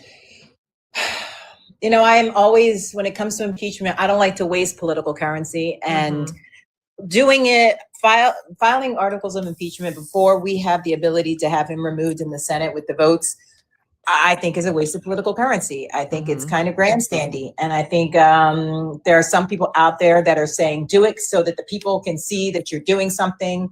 But, you know, a swing and a miss costs more energy than a swing and a land in boxing, right? So swinging and missing, I just think it's kind of wasteful. He sounded a little snarky with his, like, I'm not going to give blah, blah, blah. I was like, I found that, kind of curious. Like, you didn't have one, you know, at your fingertips. There's like 25. Like everything, when he said, is there a specific thing? I literally was like, everything he's done since he came into office, pretty much. Venezuela, all of the, you know, so many things in immigration that he could have. So I found it curious that he would not, that he stood firm on, like, I'm not going to. I don't know if he drew a blank and just that was his answer, or what, but I just found it curious. I would rather not do impeachment, bring articles of impeachment. We can talk about the things he's done and what we're going to do and the things we're going to impeach him for, but I would rather not do it until after the midterms when we have the numbers to remove him. Right, and I think that's why it's important to get the seat, and why she needs that seat, because the more number that we have, then we can properly pull it to the front. Lisa, go ahead. Yeah, thanks, hon. So yeah, I agree with Stacey, that it's like, yeah, I get that you don't want to come right out and say, oh yeah, I would vote to impeach him today, like Talarico, on this charge or this charge. Like, I get what he's doing. Like, oh, well, I would weigh the evidence and do my duty or whatever. But to Stacey's point, like, we could name, you know, 20 things that he's done that's impeachable, right? And it just makes it look like, dude, either you ain't been paying attention to what's been going on, or you don't think what he's doing is serious enough, you know, to reach the you know, the bar of high crimes and misdemeanors. What is it? Like, that's the two questions I have in my head, and neither one of them is good.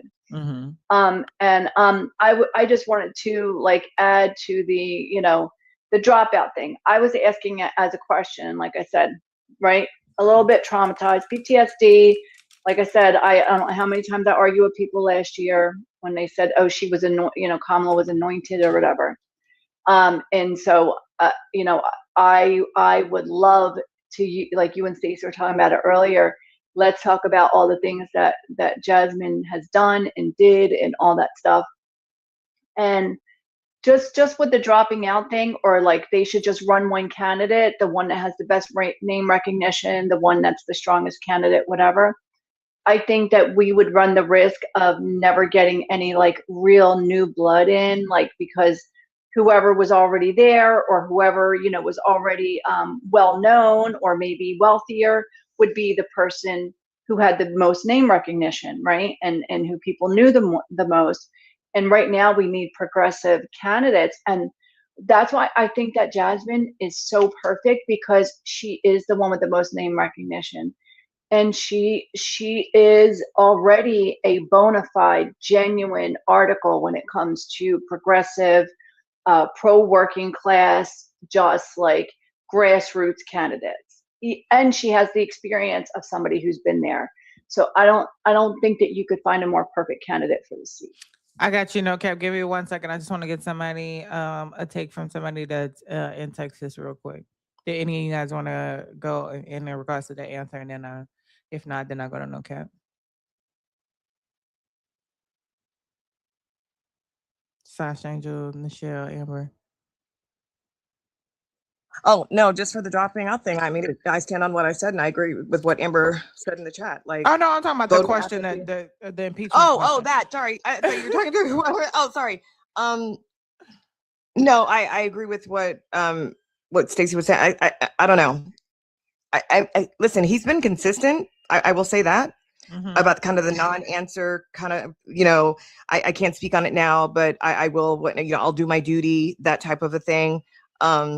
So yeah, for that, I think he's been pretty consistent. It is an interesting conversation, to Stacey's point, about, whether we're kind of losing, like kind of choose your battles on the impeachment thing, right? Right. If there is a blue wave, he turns out to be a lame duck anyway. So to her point, like, do we waste political, capital on chasing that down, right? Like, if it's a blue wave, like we're praying and hoping it will be in November, he'll be a lame duck president anyway. So, okay, go ahead, No Cap. Oh no, hold on, really quick. Go ahead, Angel, because I know Angel, Michelle, Sasha, and Amber are all in Texas, so I do want to hear what they got to say. What I'll say is that Jasmine, her answer, she's very passionate about it. She said, on the face of it, what she'll do. That's how she started. And it was a beautiful answer. I love it. Thank you. I appreciate that. Sash, Amber, and then if not, we'll go to No Cap, and then we'll go to the next question. I'll just say really quickly that I like what the point that Stacey made, because I hear a lot from other people, that are frustrated that nothing is being done accountability wise, for Trump. And then on the other hand, people are like, but he's already been impeached twice. What is he gonna do? So, but yes, I agree that, at least bringing the articles of impeachment would be like, okay, something, do something. But yeah, and then this one really made me upset, because it's like, there's so many things that we all know that are impeachable offenses, and he couldn't name one. Yeah, he couldn't say one.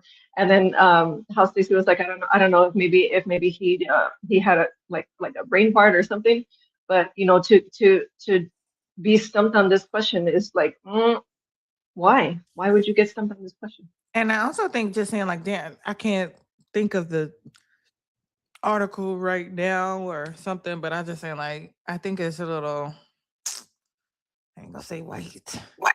I'm not He gonna sounded a little petulant. He sounded a little petulant. I'm not gonna answer. I'm not gonna go down the article with them. You don't have to name one. But that also made me think that you're not too familiar with what they are. So how you gonna impeach somebody if you don't know what they impeach them on? And then I like when we get later on that you guys will see, I think it's like maybe a couple more questions and some closing statements that she answered his question for you, and I'll tell you which article it is. And I think she kept proving her qualifications by saying, I'm in DC. I'm a part of the judiciary community. I know what's going on. I know which article to impeach him on. I know what to, do. Go ahead, no cap.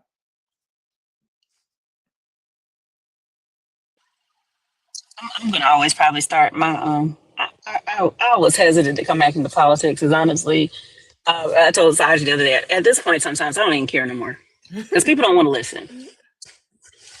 I've been doing this for 30 something years and I live in reality. That man is an op. He's an op. He's an op. He is closer to being a conservative Republican than he is a liberal. The reason why I said earlier that misogyny is the biggest problem we have because it has everybody here looking for all these reasons to justify why he should still be here.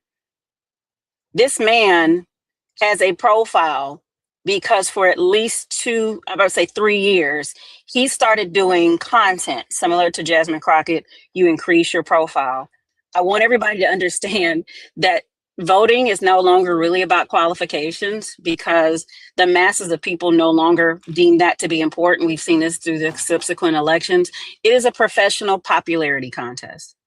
So what he's done, and he's done it well, and I give it that, and I think all candidates should do it. He has leveraged social media, the movement, to give himself a profile. But the irony is he made his name for going after Donald Trump. We're talking about what Donald Trump's been doing, to talk about what Ken Paxton's been doing. So all of a sudden now he doesn't know any impeachable offenses. Go on to Talarico's page, go back a year and a half, and then just watch reels of what he's talking about. He was aware of it then. He was aware of it months ago. He was aware of it before, but now he doesn't know. When you are in politics, because politics is policy is the law, you are very articulate and accurate with every single syllable that comes out of your mouth. He never once said that he would impeach Donald Trump. I don't have to be a politician. I don't have to be in DC to watch what this man is doing and know what the Constitution of the United States says and could think about every single impeachable event, especially the one that the president enriching himself while he's in the presidency is a primary one. That happened the last time. So no, that man is an op. And I think that what we have to stop doing is that, yeah, we want blue no matter who until we come up and say, how likely is this person to stay blue? Do we really hear the words that are coming out of their mouth? Do we really want them to put them in a position that we know that most of the Caucasians, no matter, they're tired of red, but they kind of, I don't know if I want to vote for the black or the woman. He knows that. I know that. We're going to be honest about it. But he talks like a right conservative Republican. He is an evangelical Christian. He's made a name from attacking Donald Trump. But now all of a sudden he doesn't know. That's number one. He's an op. That's the main thing. Number two, yeah, we need to impeach that man. Because the problem that us toxically altruist lefters are is y'all out here on the internet telling the Democrats what they're not doing. And I'm going to primarily say a lot of uneducated people and a lot of the our YT liberals, Democrats do something. Well, that tells me most of y'all don't know what, either you're doing it for clickbait to get people who don't read the Constitution to understand that the Democrats are the minority in the House and they're the minority in the Senate. What can they legally do? Nothing. They can put in articles of impeachment. And the way it's going right now, they'll probably get a couple of Republicans in these really red states to go along because they know they're up, because all seats are up during the midterms and people in the red states are losing something. They might get that. But then it gives the thing that Democrats, because we stay in our feelings, that you're showing that you're doing something. So no, I don't think it's a waste of political capital. I think it helps suffice the majority of people on the left who have no idea how government works, let alone Congress. Yes, he was impeached twice, but he wasn't removed. If we go do our jobs, as a matter of fact, in 3 states, if we do special elections that are coming up, especially one I'm in right now, shout out to, I'm going to always plug I'm in a special election. If we win these 3 seats, the Democrats have the majority in the House of Representatives on March 10th, which means we can impeach him immediately before the primaries. That's why I'm out here. I came back home to make sure that because most people don't know that we have one of the representatives, we have a special election in California. We had a Republican representative unalive themselves. 1 passed away. We have 3 special elections. We know 2 are solidly Democrat. If we get the other 2, Hakeem Jeffries, the Speaker of the House, you can't stop anybody then. Then what happens is now you're going to look at the Senate and you're going to be over here looking at the Republicans like, so what are y'all going to do? They don't want to look that bad with all this crap, but it's not political theater. It's understanding how to play chess. But you've got to still know how it works. My hardest thing is coming out of toxic altruism, wanting the best person to win, wanting the most qualified person to win. I always do. And I'm always going to stand on that first. But Jasmine Crockett was smart. She knew she needed to make a profile. That's why she started talking and being loud and talking and having the videos because you just watched Donald Trump do it. You just watched the area of social media that the person with the mic is getting all the power. And so she did that with no backing from the party. She did that on her own. And he's done that. So that I didn't want to be funny because I'm glad that you're showing. I saw the whole thing. This man is an op because not once in this debate has he said what he would do concretely. He rounded it out with his words because they can't come back to him later. They can't play, oh, you said you would do this to Donald Trump. You said you can't, because he's also a Christian and he don't want to go back on his word. We have to start listening and looking at who a person really is. And no, that's why I don't think he should be in it. I don't. I'd rather find somebody, go find Beto. Find somebody. I think right. Beto should have went for find governor again because I would have voted. He was the perfect. Find Bun B. Thank you so much. I'm about to go over. I know, right? The little yes, bow, fine. But the thing is that it's blue no matter who. I think until we. I think we lose. Yes. W. Beto. Okay, Beto. I think he should have got. No, I'm muting. Okay, no problem. I think Beto should have went for governor again. I think this is the right time. They would have got in there to fix it. We love Beto. All right, so I'm going to go on to the next question. It's almost over, you guys. It's literally like 10 minutes left. So probably one or more question, maybe 2, and closing statements. All righty, then. Here we Let's go. talk about the U.S. Supreme Court now. Ms. Crockett, you have co-sponsored legislation to expand the Supreme Court. You argue that the court has been politicized and no longer reflects democratic accountability. In 60 seconds, what specifically led you to that position?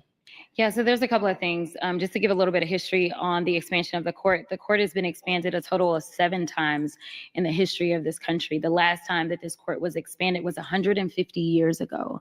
Our country has actually expanded a little bit faster than the court has. So that's number one. We also know, because of the games that were played in the United States Senate, we know that all 3 of these justices that he got to appoint, he shouldn't have gotten 3 appointments. We also know that we have seen continuous conflicts of interest, and yet they are not removing themselves from those cases. We've seen, whether we're talking about Clarence Thomas or others, them continuing to preside over those cases. And so along with expanding the court, I think that we have to look at the other things that I've worked on as a member of the Supreme Court Task Force. We have to look at making sure that there's a term limit so that hopefully our Supreme Court justices can keep up with the times of the people and what is going on in our country. We also need to make sure that there is some type of ethics that this court has to abide by, because unfortunately, this is the only court in the land that does not have a rule of ethics, and there is only one body that oversees the courts, and that is the United States Senate. Mr. Talarico, the Supreme Court, you've spoken about restoring trust in institutions and the rule of law, but you have not publicly endorsed expanding the Supreme Court. You'll have 60 seconds for this. If elected to the Senate, would you vote to expand the court, and why or why not? I've rolled out a comprehensive anti-corruption package, which includes overhauling the Supreme Court. I'm open to court expansion proposals. I think term limits for Supreme Court justices can do just as much good to reduce the partisanship when it comes to these vacancies and help to have more evenly distributed appointments across administrations. And I agree with the Congresswoman that we have to have a basic code of ethics applied to the court, because we have seen that billionaires don't just buy members of the executive branch, including the President of the United States. They don't just buy members of Congress in the House and the Senate. They also buy Supreme Court justices. So if we're going to be serious about tackling corruption, it needs to apply to all three branches of government. And I encourage folks to check out my comprehensive anti-corruption package, which we detail on our website.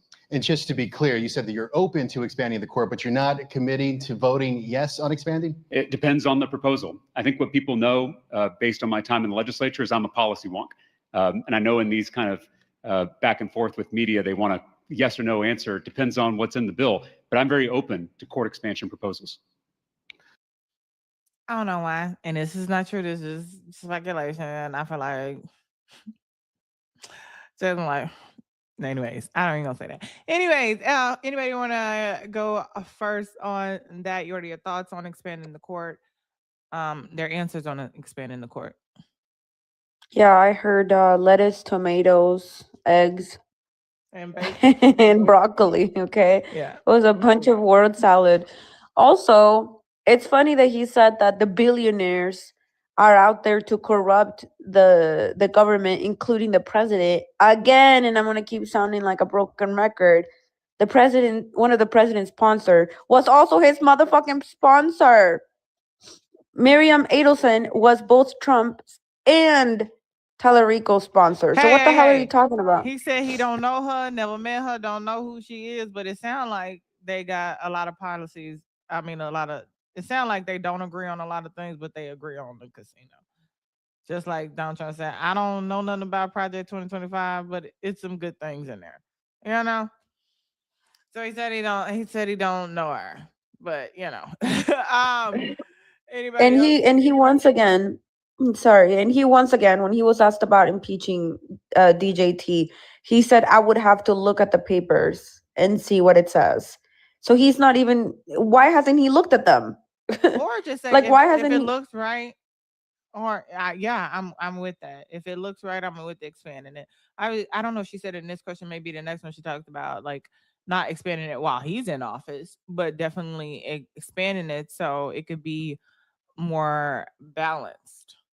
And my thing is, and this could be, he said, Ken Paxton is corrupt. He said he's the most corrupt politician ever. And if your president, by his words, is being bought by a billionaire, and you talk about impeaching him and enriching himself, wouldn't that be corruption too? I mean, the president got 34 felonies. So I just don't know. But anyways, Yeah, I just wanted to just add the one last thing. I believe in the last question they also, or maybe I didn't listen right, maybe it's the next one, but he was asked about Kristi Noem and impeaching her, or about the immigration. Estoy hablando por teléfono, chamaco. Why don't we? And he said that he would also think about it. But why haven't you done it? Jasmine Crockett has already signed onto the petition to impeach Kristi Noem. She has already looked at the articles of impeachment for DJT. She has already put all of these different policies, done research, been on the ground, talked to people. Like, you don't have nothing to show for it. You've been sitting, you've been in Texas longer, right? But okay, I see what you're saying, Saj, but it just still, to me, you're not giving me enough. Not even a decisive answer. And the people that are in, like, in politics, like, all the time, when it comes to the signatures and the petition to impeach Kristi Noem, is that only the representative? Who all can sign that petition? If anybody knows that answer, because I'm not gonna ask. The people that are in the state house, And so the people that are in with Jasmine. Oh, in the House of Representatives. Yeah, House of Representatives, and then it goes to the Senate. Okay. All right, then. And all right, here are we. Oh, anybody else on the question? And just to be clear, in case anybody else is confused, James Talarico is a state senator, I believe. Texas people, correct me if I'm No. wrong. Or is he No, state he's not. legislature? He's not a senator. He's a representative. State representative for Texas. Yeah, but there's state senate and then there's state legislature. Yeah, he's not a senator. He's a representative. He's running Okay, for so he's a Senate. legislature. Yeah, no, he's running for federal senator, but like each state has a legislature and a state senate. No, he's Yeah, Texas House of Representatives. He's running for state senate. He's not a senator. He's a representative. He's running for state senator and for federal senator. He's running They're one and the same, Mama. They're one and the same.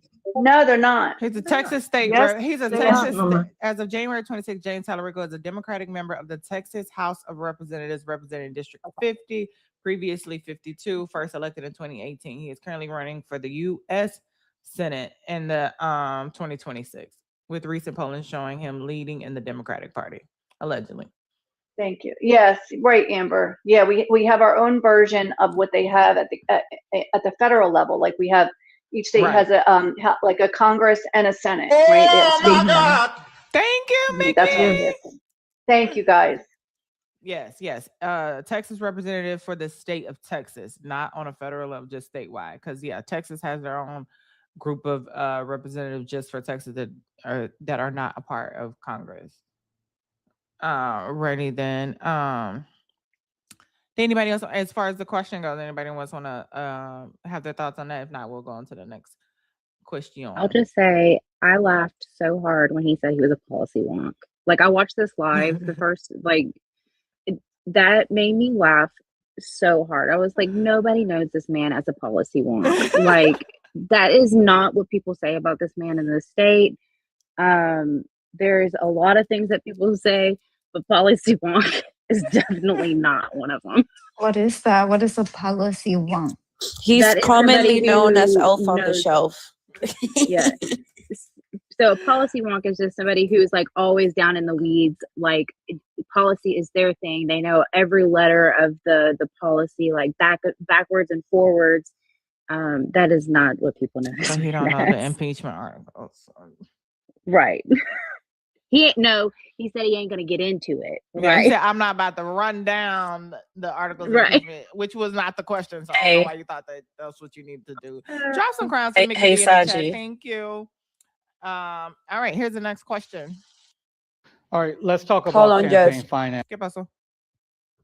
I want to know why the goal hasn't moved, y'all. We have 110 people here in the chat. If everybody send $1 motherfucking dollar to I'm Jessica Cymone on the blue or green app, we would have been finished with this live goal. Can everybody right now?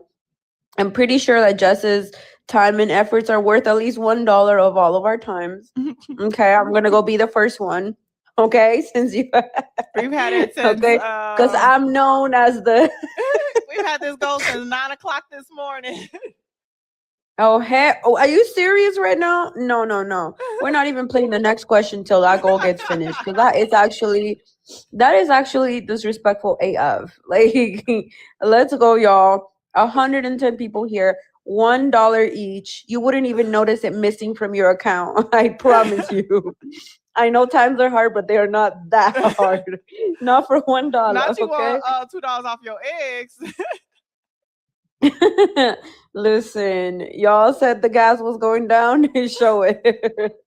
I'm gonna go do the $1, but I better come back to at least 10 other people with their dollars too.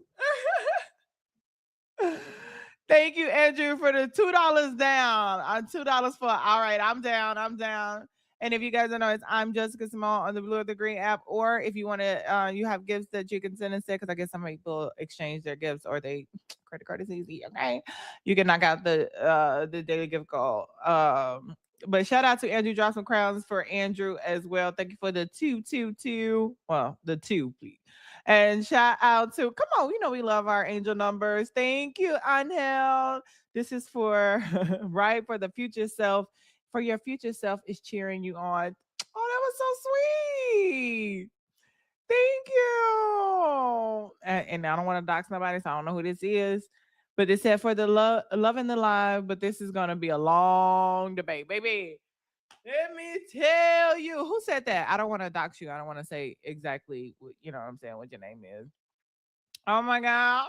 Thank you, Lisa. So thank you for building this community and putting up with my constant questions. No, I think the only question that the only dumb question you have is the one you don't ask. It's not a dumb question, but I was always kind of the only dumb question is the one you don't ask. And I don't care, like even some things that I don't know, and I will continue to try to like ask. I'd rather take that moment of what's that called, humility, and learn, so I don't move forward not knowing. But I think the questions are good because we all are here learning. Amber, thank you for the shout out to Amber. My Texas people for the TikTok live. Stacy for the queen. I just want to make sure I don't be doxing nobody. Sorry, don't y'all anything y'all anytime y'all send something, do not say sorry. I don't care if it's $1. I don't care if it's 50 cents because it always adds up. They don't mind penny pinching the American people. You know why? Because they know that it adds up. And I thank you all so much. I'm completely grateful. So yes, go Texas, go Crockett. Thank you, Jamie. Thank you, Stace. Thank you, Lisa. Let me just make sure before I go over here. Also, too, who is that? I didn't want to dox that person, so I'm not. Thank you, Saji, for one. Thank you, Saji, for the $1 million for the queen. Period. Okay. What are you talking about? Darlene, thank you for 2 on the go. Big King Wesley in the building for my beautiful queen. There's no one like her. I love you so much, Wes. Wes has a beautiful heart, and he's fucking hilarious, y'all. And I always send prayers to Wesley, you guys. God has some great plans for him. So thank y'all. Christy, thank you too as well. Thank you so much. Thank y'all. We have cleared the goal. Shout out to Sanjay for the friendly reminder. Yeah, I went on at 9 for like 10, 11, 12, 4 hours. No cap. Thank you. I appreciate you. Drop some crowns for everybody that just sent some love. Thank you. All the angel numbers, we believe in angel numbers in here. So thank y'all all so much. And then Did we clear your goal, Queen? Y'all cleared it. Period. Clear. Listen. Okay. Listen, we're gonna clear the room every fucking time. Anna said we could do this, Listen, Texas, Linda. and yes, we can. I really believe that we can. We can't make the same mistake twice, and it just happened the year before last. Just not too long ago. I know we didn't forget. Let's not get caught up on the vibes. Let's not get caught up on who's not qualified and all this other type of stuff. I mean, the racism, anti-blackness. Let's not get caught up in that. Move all biases out. On paper, no color, no nothing. She's just a qualified candidate, and that's it. Let's be real. And if you saying otherwise, and he could have good answers and good ideas, and that's why people like Biden, when he became the president, he brought on VP Kamala Harris. Some of your ideas are good. Just because she had dropped out or just because she was an opponent doesn't mean that some of your ideas are good and they cannot be implemented. And they can do that. You can bring them on. You know what I mean? Come help. Give me ideas. Because we're all on the same team, right? And we're all trying to get the same the same mission. So and that's okay. That is all right. So we're gonna get into I think this may be the last question and then closing statements. And then after this question, I'll come to you first, no cap. Mr. Talarico, you have criticized the political influence of billionaire mega donors. Records show you accepted money from Texas Sands PAC, which lobbies for expanded casino gambling and is backed by billionaire Miriam Adelson. Can you explain the exception that was made there? You have 60 seconds. Yeah, I've never taken a contribution from Miriam Adelson, never met her, don't know her, don't plan to meet her. But I do support legalized gambling in Texas. I think it's good public policy. I think it'll bring good jobs. I think it'll bring desperately needed tax revenue into our Texas public schools. We rank 43rd in the nation in per student education funding. And I think we're losing business to Louisiana and Oklahoma. That business can be brought back here to Texas to help fund our Texas public schools. All right. Ms. Crockett, campaign finance records show you have accepted donations from PACs and companies like Lockheed Martin, Blue Cross Blue Shield, and JP Morgan. In 60 seconds, how do you keep corporate donations from influencing your vote? Yeah, so it's interesting that you brought up the corporate PAC money on the state level. Unfortunately, on the state level, there are no limits. On the federal level, there are limits. And I know that you specifically pointed to Miriam Adelson because she's the person who allegedly is tied into this PAC. And I just want to say that, number one, we have actual limits. So our limits have been $5,000. Number two, that money has not come from an individual, especially someone who is believing that Trump should have a third term. Instead, this money has come from the employees. Number four, you know, you didn't bring it up, but Goldman Sachs, which is located in my district, a number of these companies have an actual blueprint in Texas 30, and their workers wanted to make sure, because they are taking $5, $10 out of their checks, that they had access. But I do want to be clear. I want to win. And so at the end of the day, what I've done with that money is I've donated almost $600,000 just in my freshman term to make sure that down ballot candidates could win throughout this entire country. And I'm committed to making sure that no vote that I ever take has anything to do with somebody giving me a check. Bitch, I can't be bought. That's just, first of all, I just want to get my quick thoughts. Bitch, I can't be bought. For second of all, y'all heard it's the workers, and I'm doing stuff with the money. And now that I'm going for a federal level, it's a cap. It's a kidnap. So don't even play with me. I'm making sure all the other ones get elected so we can have the numbers, so the things that I want to push forward and the things that I advocate for can be pushed through. So when we go to impeachment, it's just not a swing and I miss, it's a swing and I hit. All right. Can't wait for the big bully to get his nose busted. No, Cap, I seen your hand before the question went up. I'll go to you first, and then anybody else that want to chime in after. You know that lady. Let me tell you something. Let me tell you something really quickly. You know, he know that lady. Let me tell you something from working on campaigns for 20 plus years. You know who your biggest donors are. You have dinner with them. You call their grandmama. She's your new nana. Nobody gives you that much money. And if he, right, you don't, you know who your biggest donors are. And if he's never met her, he knew he took money from her. Sometimes you don't want to meet the person so you can do deniable plausibility. But you know who your top donors are. They have their names on stuff. They have fundraisers. Because I think, and I don't want to misquote, I think that having those ties with APAC, you taking money from the folks out here just rampaging people. And the problem that we have is that this man is an op. And I'm going to say it over and over. And I don't know how much more I have to just, where the frustration is, as we said, is Black women. Hey, Bill. When you talk about being the most qualified person, being on campaign so long and being strategist, it has been frustrating since 2015, telling Democrats what I'm saying right now, because we are toxically altruistic. We want the best person, and we must change. Listen, we got Republicans will infiltrate the Democratic Party, get elected as a Democrat, and go right back to being a Republican. Take all your money, and there's no laws to get the money back. Because then they start knowing, hey, in this particular state or district, identity politics works, so we're going to work this thing. And then when sharing it, it busts this bubble of what we want the elections to be versus the reality. And I think too many of us as women, Black and brown women, you know the reality. Let's be honest.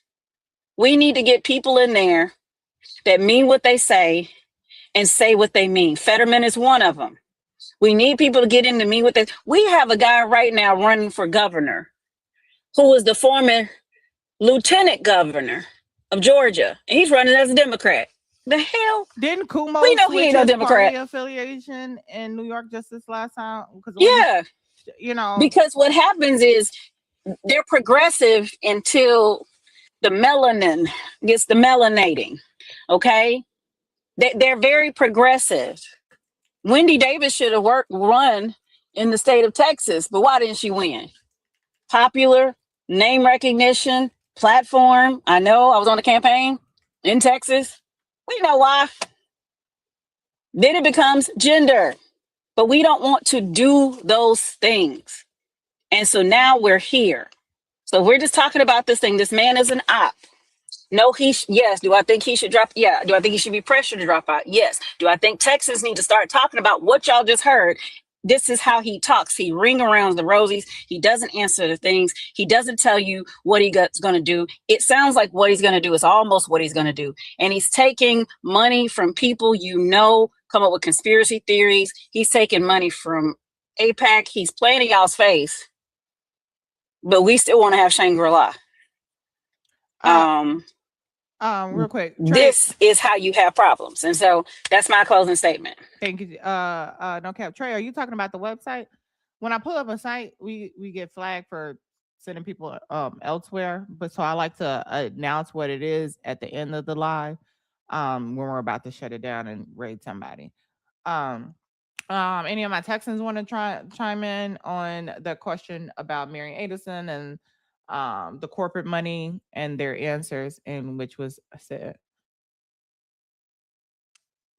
He got nervous with his body language. He didn't look so smooth and graceful with how Obama usually is.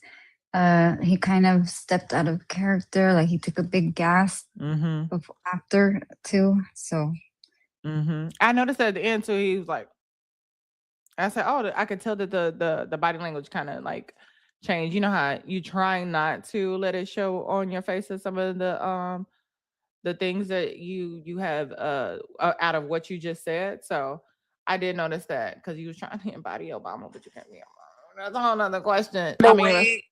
Go ahead. My face And the way he looked. Oh, sorry. I don't know if I'm laggy. I was gonna say the way that he turned to her and stared at her the whole time she said the answer, especially after she said Miriam Adelson. Like Taylor said in the chat, okay, you received the donation. You know the name because we all knew the name before this debate took place. I'd been talking about him getting this donation by Miriam Adelson since like weeks ago when it first like came out and we were all looking at it. So you definitely knew and your campaign definitely knew. Why couldn't you just explain it? If there was nothing wrong, why couldn't you just explain it? Say, yes, I've heard that this is what it is. Bang, bang, bang. He literally just said, "Something banging on the counter." It wasn't me. Like, he didn't explain it. He didn't explain it. He could have explained it. If there's nothing wrong, explain it. Shit. Because like Cap said, and I said this before, and I said that earlier this week, if you give me $9 million, bitch, we are at dinner. What are you talking about? Like, I forget what we said, bitch. I know your favorite color. I know what you like to wear. I know your favorite food. I know what what side of the bed that you sleep on.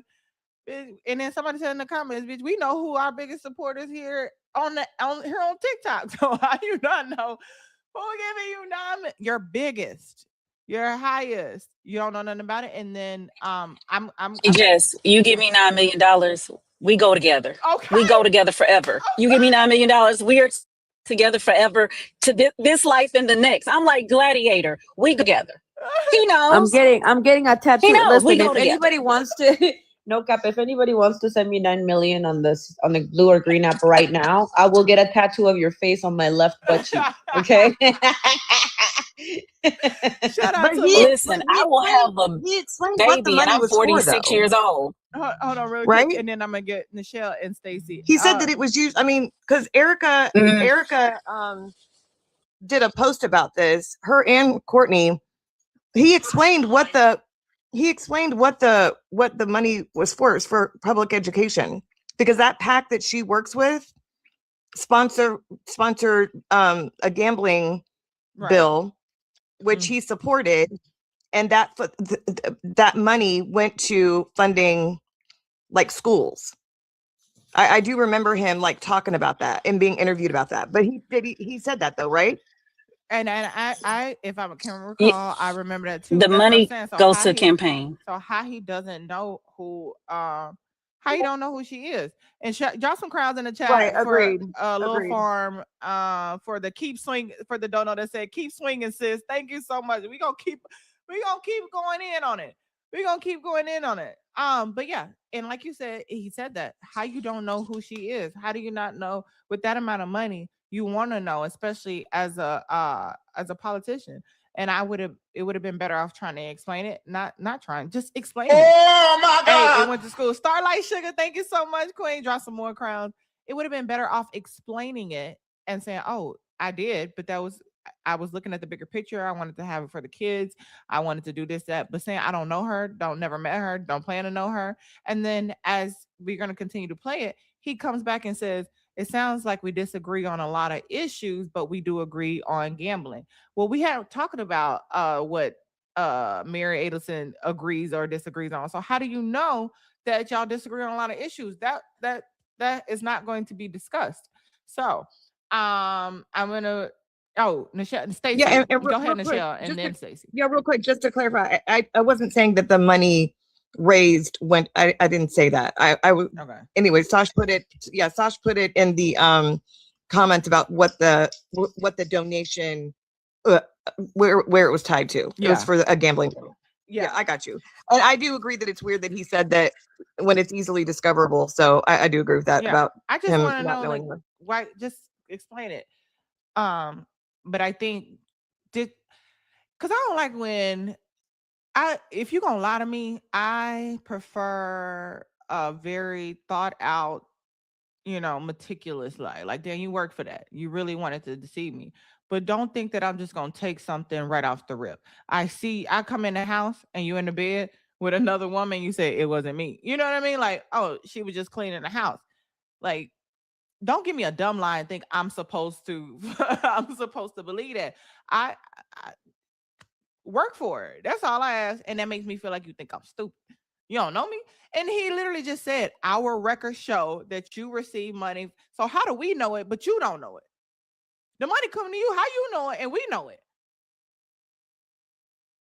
That's all I'm saying.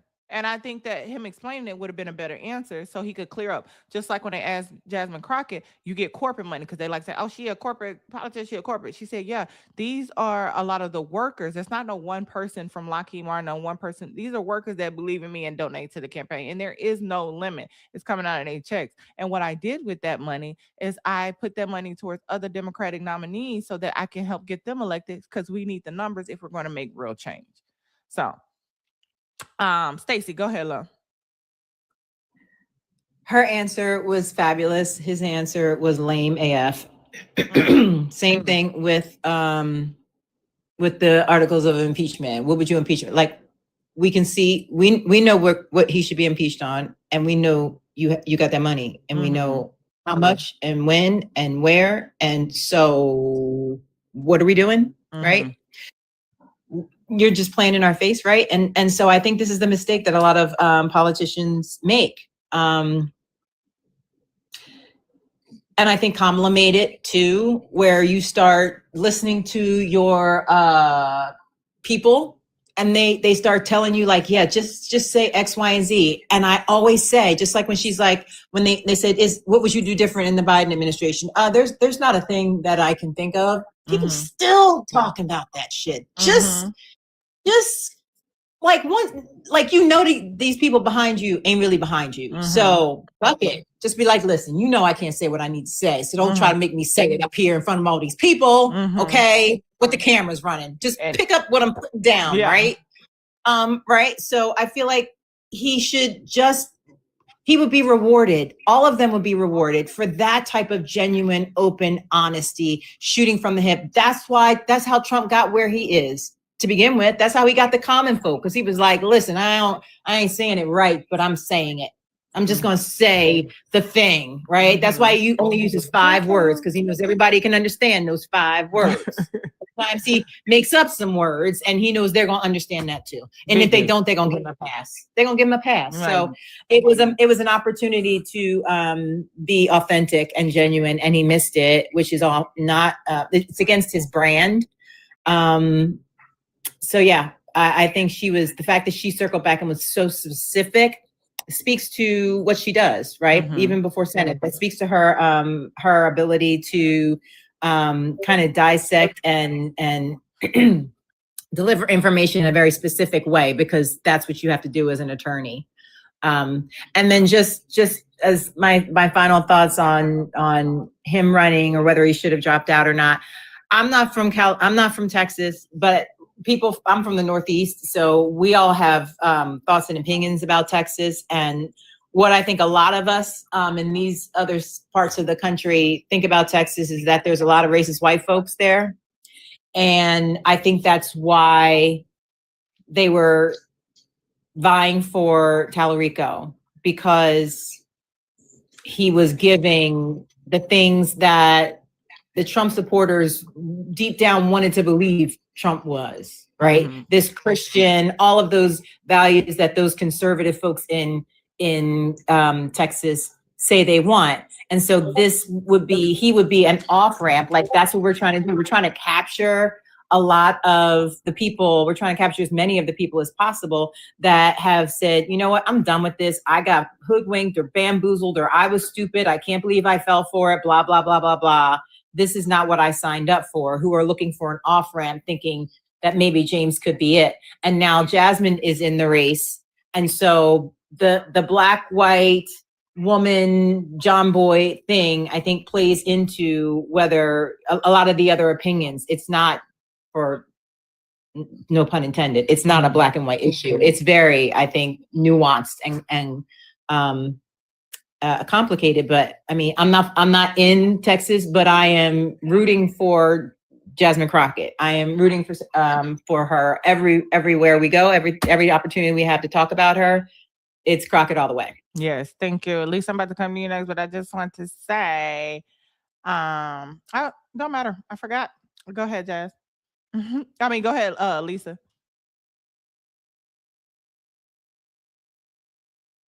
Sorry, yeah, all kind of stuff was happening. I know, Saj. Thank you. I got you. Listen, Yeah, if you were MAGA, I would have started screen recording, okay? But because you're on our side, I just turned your camera off.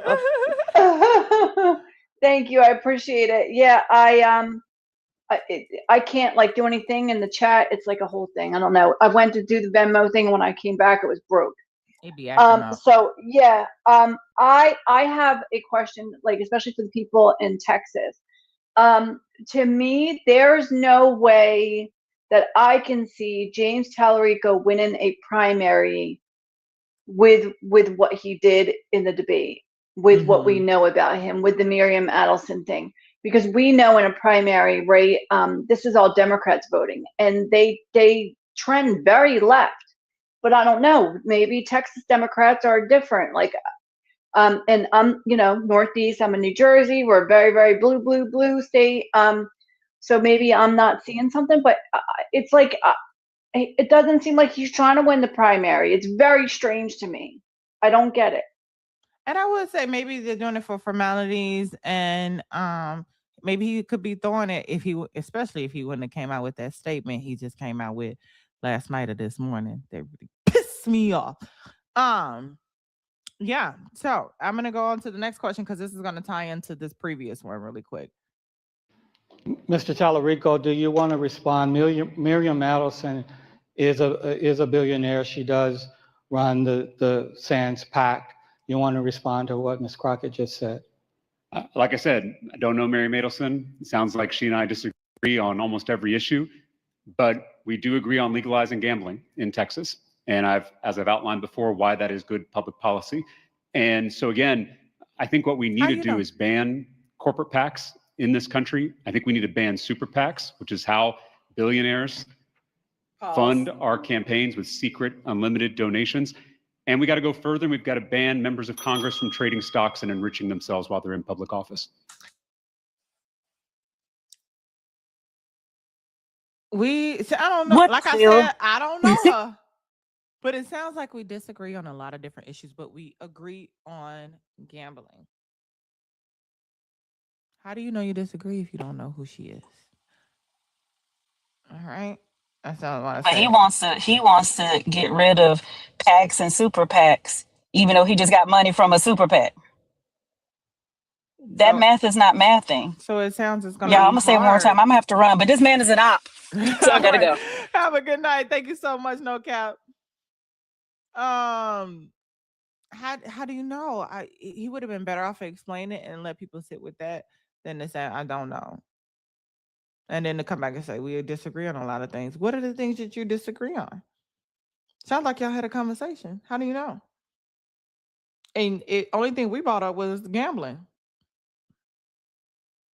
You agree on gambling?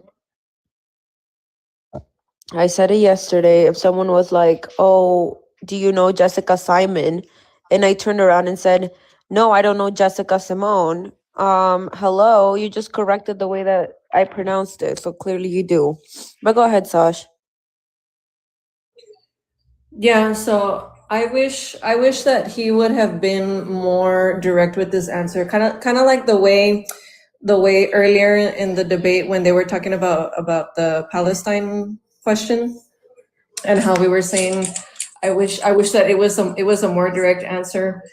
Um like the way the way we were saying how we were saying the way she said I didn't vote I voted against this bill and I voted against this bill, but I voted yes on this bill and this is why, right?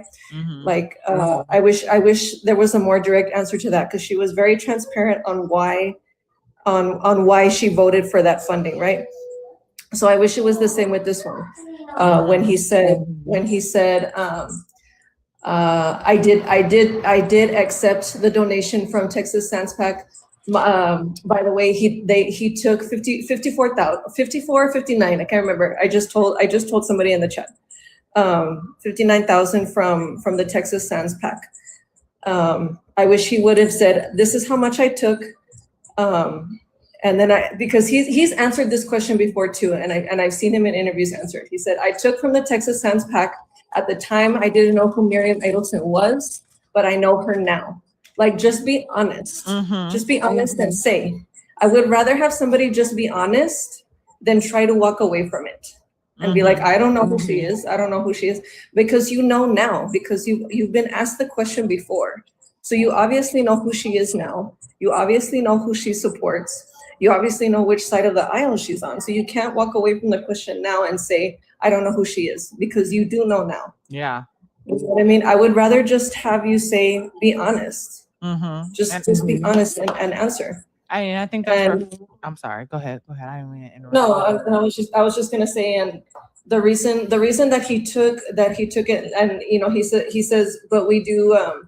He said it sounds like we agree on one thing, and that's gambling, and that's why he took the money, right? Because he wants to use, because that's another reason. That's another thing that we have such a problem in Texas is our taxes, right? So he feels like if we get some tax revenue from somewhere, it might help with the public education system. So he's using that as maybe it might be a solution to that. It hasn't come up on the floor yet. He's just finding solutions somewhere, right? I had something else I wanted to say, but I forgot. Oh, anytime you remember, just come off mute and y'all hear Sash come off mute. Y'all let us speak. What I was about to say something about. I think it's a lot of people, even though Donald Trump be lying and he say the outlandish shit, they be like, "Yeah, it's refreshing because he tells the truth." I don't know why. I think just because it's outlandish just doesn't mean it's the truth. But I think to hear if he with people who have sense, I think that it would have been refreshing to hear like, "Yeah, I did," or whatever reason, and like, "Damn, maybe that was a mistake, or this is why," or try to justify it in some type of way, but be honest about it. It would have been refreshing to a lot of people. Go ahead, Sasha. I see you say I remember. Yeah, so what I was going to say also, and so the other thing that I wish he would say, and I wish he would clarify, is that yes, he's taking PAC money, and he said this in other interviews too, is the reason that he continues to take PAC money, even though he's running on banning corporate PAC money in campaigns, is because Democrats are notorious for not donating. They're notorious for not donating. So as Republicans continue to take PAC money from other billionaires, they're already starting 100 miles ahead, right? With their money, like the way I mentioned, was it yesterday or the day before, about Abbott already starting with $100 million over his opponent, Gina Hinojosa, because Democrats just don't donate. And you have to have money to spend money. Like somebody had mentioned, I've never seen an ad from Gina Hinojosa. It's because she doesn't have the money. So like that's why he continues to take money. And also too, just to even add to that, now Black people, I don't know how it works in the Latino community, but I know Black people, white people have tried to make us feel bad for some of the things we do and then turn around and fucking do it. So we don't come up as well. And I'm not saying that he's trying to say that so other Democrats feel like, so you could brag about not taking PAC money. Knowing that you need money to fucking run races. You need money for ads. You need money for travel. You need money to market. You need money. And if we're not donating, and then to say, oh, we should ban that, ban this, ban that, and then to make you feel bad, like, well, I'm not doing it. And then you take it, because they'll fuck around and come around and do it anyway. And I also commend Jasmine Crockett, like, yeah, I do. And guess what I do with that money? It's not one person sending me that money who think that they own me. It's people who work at these corporations who support me. And I make sure I pay that money forward to get more Democrats in office, which I think thought was a great answer, and also love what you do. Yeah, I mean, it's like a bitch in high school telling you that girls who wear push-up bras are fake. And then you see her in the fucking locker room and she got a triple push-up bra. Like, just don't run on no billionaires. Don't run on no. Yeah, don't run on that. My thing is, and I know it keeps I keep repeating myself, but to me, it's a matter of consistency. And maybe it's the autistic person in me. But if you tell me you're against billionaires, I better see you speaking up against them. I better see you turning that shit down.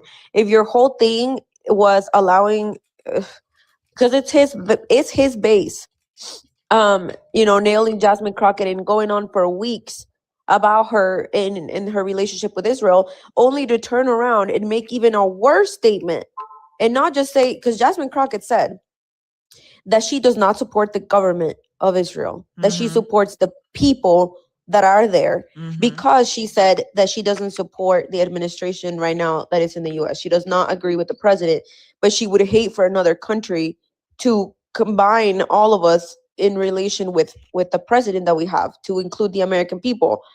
That's what she left it at. She said that she wanted humanitarian aid and that people were struggling, that there was starvation going on, etc. This man just came up here on this debate and condemned October 7th, called the age group Teist, and said that the October the 7th was the worst day ever since the H cost. That was a far worse statement for anyone who claims to be pro-Palestine. That man is an op. Like, stay consistent. You're gonna say that you're a Christian man. I get it. He's not the typical Christian man. I don't give a fuck what you do. But if that's what you're running on, you better make sure your Instagram's clean. Okay, it's old news. But again, it's just a bunch of inconsistencies. And I want to know, how many times does a white man gotta lie to you before we call him a liar? Thank you. And Michelle, you said you saw Newsweek. Can you give us an update on what came across your feed? Yeah, this is really interesting. And all I'm gonna say is, Texas, we have a lot of work to do. And I'm still trying to get some information on, because polls matter in terms of like who ran them, what the sample size was, whether it's a right-leaning, left-leaning, center, that type of poll. But it's talking about the chances of Jasmine Crockett beating James Talarico in Texas. And it's just got some really interesting, information. Just to sum it up, basically, from what they're polling, they feel like, at least this article is saying that 75% chance goes to Talarico for winning the primary, and that people who like both candidates are wrestling over electability. And it's talking about, it says, and I quote, "What differs, though, and this is what Democratic voters are wrestling with, is which of the two candidates they believe," they meaning Texas voters, "believe can give them the best chance of winning in November against the Republican nominee." And it says here that Talarico supporters have raised questions about whether Crockett would make a stronger statewide candidate, and that Talarico may be able to win over more Trump voters. Jones, that's the person that made this statement, however, noted that data has not necessarily shown that either candidate would be substantially stronger in a general election, and that those questions are based more on a, and I quote, vibe.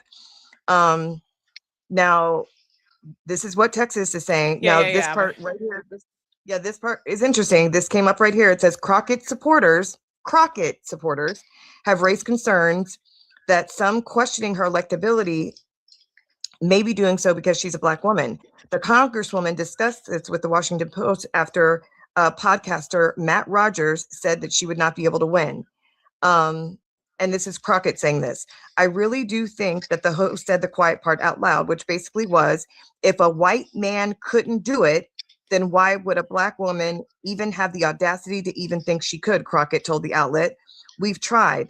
I don't know how many white men, and they've all lost. The only thing we know for sure is that a white man can lose.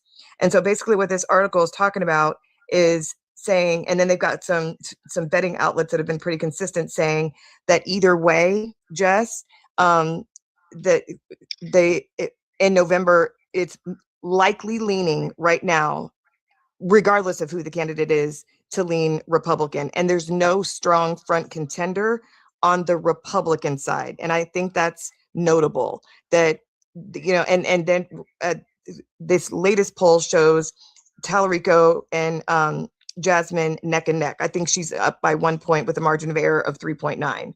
So again, and all this information that we're kind of going on and on about today, yeah, that's real interesting. I am going to go on mute and find out where this poll for, because they cited the Emerson poll, but that Emerson poll, we talked about this just, I think 2 days ago on your live. That one is an outlier. That one is what that sample size was small. I think it was all YT, 1,116. So that's not a very big poll. That one is an outlier. And if that's what they're referencing, I mean, that's not really much to talk about because that one was an outlier. So I think it's interesting that people are weighing the electability, and regardless of who the candidate is, they still think that it's leaning Republican in November anyway. So I'm gonna sound like a broken record again as we're saying this. We've got to get people motivated to get up and vote. If you're in Texas, if you heard what Erica shared earlier about sway.co, I think is what it was called, right, Jess? Sway.co. This has me energized even more. I mean, we've got to get people motivated to get out and vote. So one, drop some crowns in the chat for the angel numbers, the threes. We love the threes. Thank you so much. I appreciate you, Queen. And also too, when it comes to somebody also said that Ken Paxton is also the reason why they lost, and it is notable that they don't have a strong front runner. The beautiful thing I love about Black women and Black people period is every time you try to hold us down, you only motivate us to thrive even harder, to find new ways, to get innovative on how to win. And watch, she's gonna find a new way to push forward. And I that's just something that we do. She made a good point. You only think that because you could, like she said, you thinking the audacity of a Black woman to think that she can beat somebody. And sometimes you gotta pop out and show niggas. Certified boogeyman. I'm the one that upped the score with him. I would definitely love to say that. I didn't see enough crowns in the chat. Can y'all drop some more crowns for Soul, please? And then I think somebody came off mute. Anybody want to add something? Go ahead. Just real quick, I do want to point out real quick about the polls. And I think I said this right here on your live. Erica had talked about this too.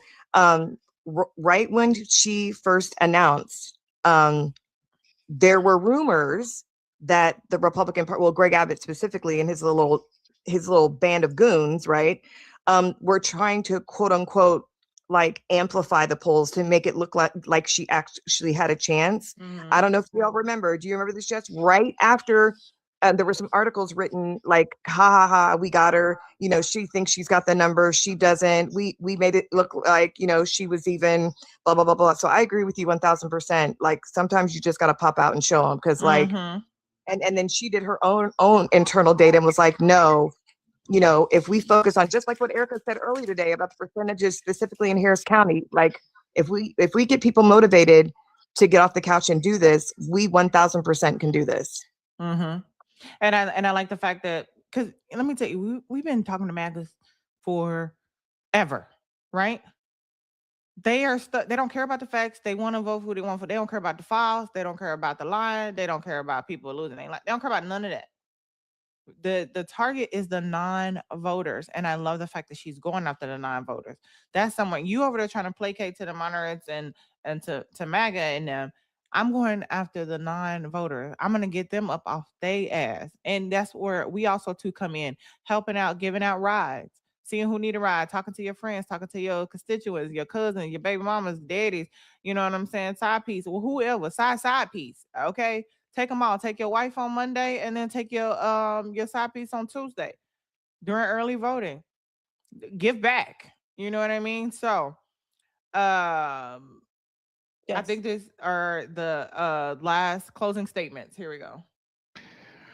We'll say, Ms. Crockett, a follow-up question on this topic. You have 30 seconds. In polls, voters across Texas have voiced frustration with what they see as corruption and special interest influence in Washington. You are in Congress now, so how would you respond to voters who believe the system is rigged? I agree. I mean, I'm running for the United States Senate because I think that it's time for us to do our best to try to unrig this system. Listen, I'm not a likely story. I didn't come from a family where everybody thought that I was going to end up in politics. And frankly, as I started this off, I said that I hate politics. At the end of the day, we need to do things like you were talking about the enrichment issue as it relates to Donald Trump. Donald Trump has enriched himself to the tune of $1.4 billion since he has been in office in violation of the emoluments clause of the United States Constitution. That's just in this term. All right, we're tight on time. Let's move to Mr. You talk about enriching. I'm gonna tell you which monument clause that he is violating and how much he been gaining. You just spewing out talking points. Enriching. Get into details. Get into motherfucking details. I'm a lawyer, bitch. I know what's being violated because I know this shit, and I can bring the charges up because I know what to say. I'm gonna evaluate it. I know what to put in it. Give me a follow if y'all ain't done so. Here we go. Talarico, a 30-second follow-up question for you. You've touched on themes of moral leadership and restoring accountability and trust in government. If elected to the Senate, what specific anti-corruption measures would you prioritize, and how would they be different from what Washington has already promised but failed to deliver? Well, I've already outlined some of them: banning corporate PACs, banning super PACs, and banning members of Congress from trading stocks. I also think we need to ban forms of corruption that don't involve money. I think we need a national ban on gerrymandering across every state in this country. I think we need to overhaul the Supreme Court, which we talked about earlier. I think we need to pass term limits so people aren't making a career out of public service. And I think we can require through federal statute that every member of Congress hold at least one annual town hall in their districts so their constituents can hold them accountable. That's the kind of anti-corruption package that can restore people's faith in this system. All right, and then the next is closing statements. Literally only like 2.5 minutes left. Any thoughts on those that was just what was just said? I feel like the gerrymander, the mention of that is almost like a microaggression. Kind of like throwing it in your face that maybe he's trying to say he's not racist or something. I feel like the gerrymander is a trigger word because we know it's affected us, but I do think it's a good thing to put a nationwide gerrymander ban, especially if they do it the way it's supposed to be done, where everybody's vote counts, as one person, because not you finna take us back to the 1/3, 3/5, whatever the fuck of a person. We're not doing that no more. So I do definitely think that it's a good idea, and I think that probably could be a way to get Black people like, yeah, well, let's stop gerrymandering my vote. Boy, get your ass up and vote. That's the first thing I need you to do. But I don't think it was. It could be something to trigger people to want to vote for him. But I do think it's something that needs to be done. Yeah, the gerrymandering isn't like a microaggression. I didn't take it that way, but I could understand that, I guess. But for me, that perked my ears up. Like, oh yeah, especially with what just happened in Texas, and then California had to respond. Absolutely, yeah. I kind of actually like how he offered an option that wasn't like that didn't have to do necessarily like with money. You know what I mean? So the gerrymandering is a huge thing for me. I thought that was a good point. Right, which I knew we're the ones affected by it. That's what I'm saying. Like if you're talking about like, I can see where Angel was, thinking, because that piques our interest. Because it's dedicated to make white people, but of course, gerrymander is to support the white vote. It affects us, so I see where that could also to make us be like, oh, that's a great idea. Maybe I should vote for him. But gerrymandering, ban on gerrymandering does need to happen. I'm not saying that. I definitely do agree with that though. Do you know what I heard, Jess? You're already laughing out when you said anything. I heard rules for thee, but not for me. I want to ban my donors in the future. Once I get in through the door, ban them. Ladder puller, closing the door right behind me. Because again, if he could do it without the help of PACs or super PACs or donations, that he would have done it, right? But he didn't do it. It's what he wants to see in the future, and it's. I'm just over it. I'm over this man. I'm sorry. That's just how I feel about it. And yeah, I already talked about like, and I know I kept playing it after that. So anybody had any thoughts on what Jasmine Crockett said as well, is like, this is what I would impeach him on. This is how much he has made. Any thoughts on either one of them? And if not, we'll go to the closing statements, and then I'll get y'all closing statements, and we'll end it for today because we had another second shift, 4 hours. Yeah. Can I add something, Jess? Yeah, really quick. Yeah. It's kind of going back to a different question, but it was when they asked about immigration and whether he would defund or abolish ICE. When they asked Jasmine Crockett, she mentioned the fact that the Supreme Court gave them full rights to racially profile people and be able to detain them based on that, without due process, without warrants, just based on the color of their skin or their accent. I find it performative. Because I did go and look at his Instagram. I find it performative to see him at the MLK rally and stuff like that when he didn't even bring up what is happening in terms of racism in America today. He just said, prosecute, arrest any agents who are, going against the rules, and that's it. He didn't even mention it. I don't know. That's just how I feel about it. And more so defunding instead of cleaning house is what she said. Go ahead, Stacey. Once again, I think she was very precise, which is on brand for her, and he was kind of scuttlebutting a bit. As far as excuse me, the polls, and this is a question because again, I don't live in Texas. Do you think? Well, as far as gerrymandering is concerned, I think if I was somebody who was sitting it out because I was like, my vote don't count anyway, that would definitely make me lean in. But it's not going to get anybody's vote over hers because Black folks been screaming about nationwide gerrymandering. He just mentioned it in the debate. So it's a question in. Hold on, before you get to the question, before I forget, you said gerrymander. Where was James Talarico when we were trying to stop the gerrymander? And I don't know. So anybody could clear it up for me. I'm not saying you wasn't there. I'm saying, yeah, because that's why I said I'm not, because I don't remember. Of course, I remember the Black lady that got locked in there, and I remember all the women that were standing and getting and locked in there with her. Shout out to women. But I didn't see, and that doesn't mean that it didn't happen. He was out of state. He broke quorum with everybody. Yeah. He was on board. Right. Okay. Just want to make sure. Just being clear. And and I'm a real one to say I don't know, so I ain't gonna be like I ain't see him there. No, I didn't. But where was he? And you could let me know because I'm not against that. Okay. Wasn't he one of the first ones to break it though? To come back? No. He was one of the first. One of the last to leave people. Yeah. Okay. Yeah, he was one of the last ones to come Point. back. You get a point there. I mean, it don't matter. At the end of the day, I'm still voting for Jasmine Crockett. But go ahead with your question. My bad, Stacey. So my question is, could the polling in Texas be not favorable to her because, and this is, I don't know, because Black people in Texas are convinced that there's too many white racist people to overcome? I don't think. I think it's and then Michelle, you can get it there. I think it's propaganda. I think it's to discourage. I think it's to lose hope because that's what you're used to. Because if the majority of the people in Texas realistically are black and brown, and now don't get it fucked up. It ain't no like it ain't Latinos for Trump, blackers, or an anti-blackness. I'm not saying that, but we are together, which is black and brown unity is really important. Together, we are the majority, which is why they would have to gerrymander and make our votes worth less.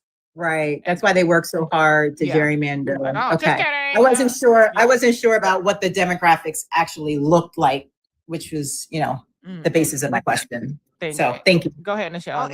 I'll just add this real quick. So, based on how we showed up in 2024, I do believe that we're going to show up and show out.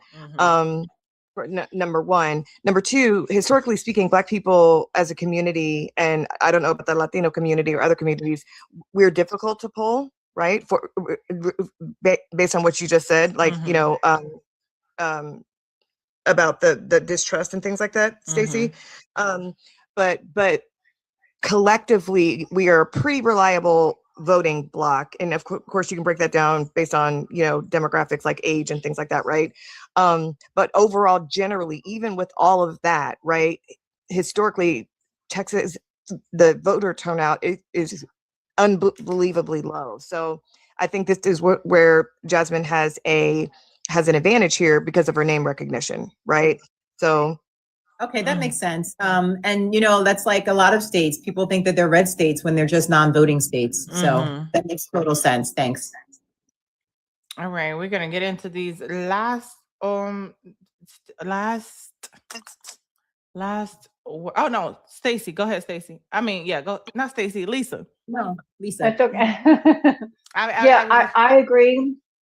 I agree with Jess that the poll is propaganda. I'm just thinking of the Republican side. If I'm a Republican, the person I do not want to face is Jasmine Crockett, because, as Jess said, if Black and brown people as a voting bloc got out and voted in the numbers that they are registered to vote or of legal age to vote, they could choose up and down. Right, all the governor, they could choose anybody that they wanted, right? Because that's how big the voting bloc is, and they know she motivates those people, and they know that they are already looking, guys. The stuff that I've been reading, and the numbers and the shifts and everything, they're not talking 2018. They're not even talking about 2008. What I mean is blue waves, right? There was a big blue wave in 2018. Democrats came in, got a bunch of House and Senate seats. 2008 with Obama, huge blue wave. They are not even talking that. They are saying 1932, which is when Democrats won this super majority and was able to enact the New Deal and all this, all this stuff that built the middle class. And so I 100% believe that it's propaganda, that it was purposely put out to dissuade people from believing that Jasmine could win, because they do not want her to be the candidate. And I feel like they know what Black and brown people. Well, I don't speak for the Latino community, but I know in Black community they love to take our hope, and they think when they take their hope and they're defeated, you just bow down, because we're already in a culture of sometimes like, oh, my vote doesn't matter, my vote done this. If they're not telling their people that, don't ever think that it's not a real thing. Your vote matters. But I think they want them to lose hope, the hope that she's given. And even if you quote unquote lost hope, just go vote for her anyway. Just to say, bitch, they say she can't win, but I'm gonna cast my vote, and I know I was a part of history. Period. We in that thing. So yeah, I'm gonna go to the last thoughts, and then we'll get last thoughts. All right, thank you very much. Those are our questions, but the debate's not over yet because we want to move to closing statements. Mr. Talarico, you have 60 seconds.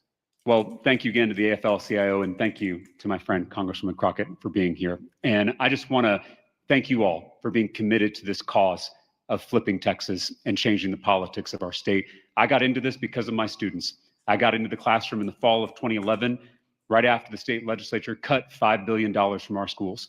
I had 45 kids in one classroom. There weren't enough desks for all those kids, so I had students sitting on the air conditioning unit. It's unacceptable.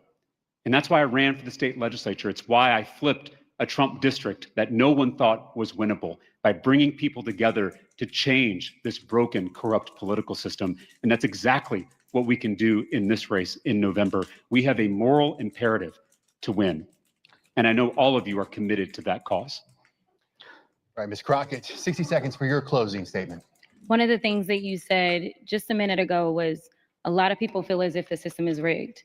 As someone who has seen up close and personal how badly things are working in DC, I have been fighting on the front lines in this corrupt administration. I am willing to take the chances that frankly most are not willing to take. I unfortunately have law enforcement that has to be with me all the time because of the death threats.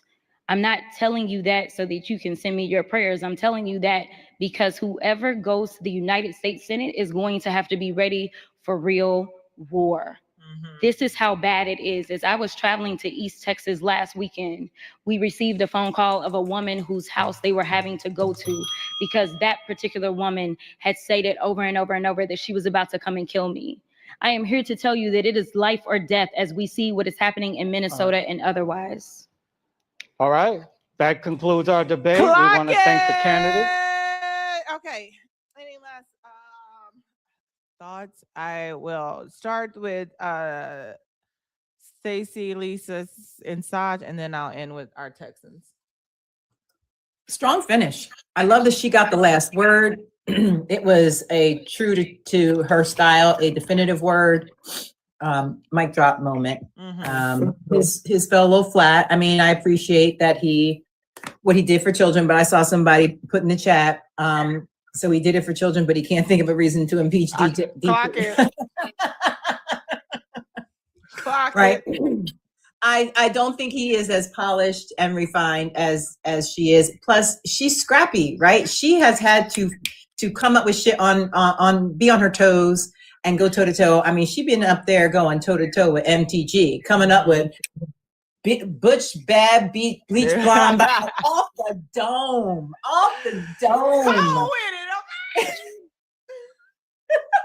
Bleach blonde, bad built Butch body. Yes. Yeah. Right? Off the dome, right? So I'm not making excuses for him, just calling a spade a thing, that she is much more polished, much more savvy. And I think, and she's much more of a fighter, which is absolutely what we need. So thank you so much, Stacey. Lisa? Agree everything Stacey said. And I don't know, I'm just thinking, right? I mean, Jasmine, like, obviously, like, there's not even close, won that debate in a huge way. And I've been saying it the whole time that he seems a little out of his league, right? And Stacey mentioned in an earlier conversation that he might have been over prepared, right? And also she is much more experienced, right? At doing debates, at doing all this stuff. And so that is could be part of it and all that stuff. But to me, like, I don't see how he thinks he can win against Paxton or anyone if he can't manage a primary debate, which was very cordial, right? It wasn't adversarial at all. They're going to get nasty. Exactly. Like, I still have the same question, everybody.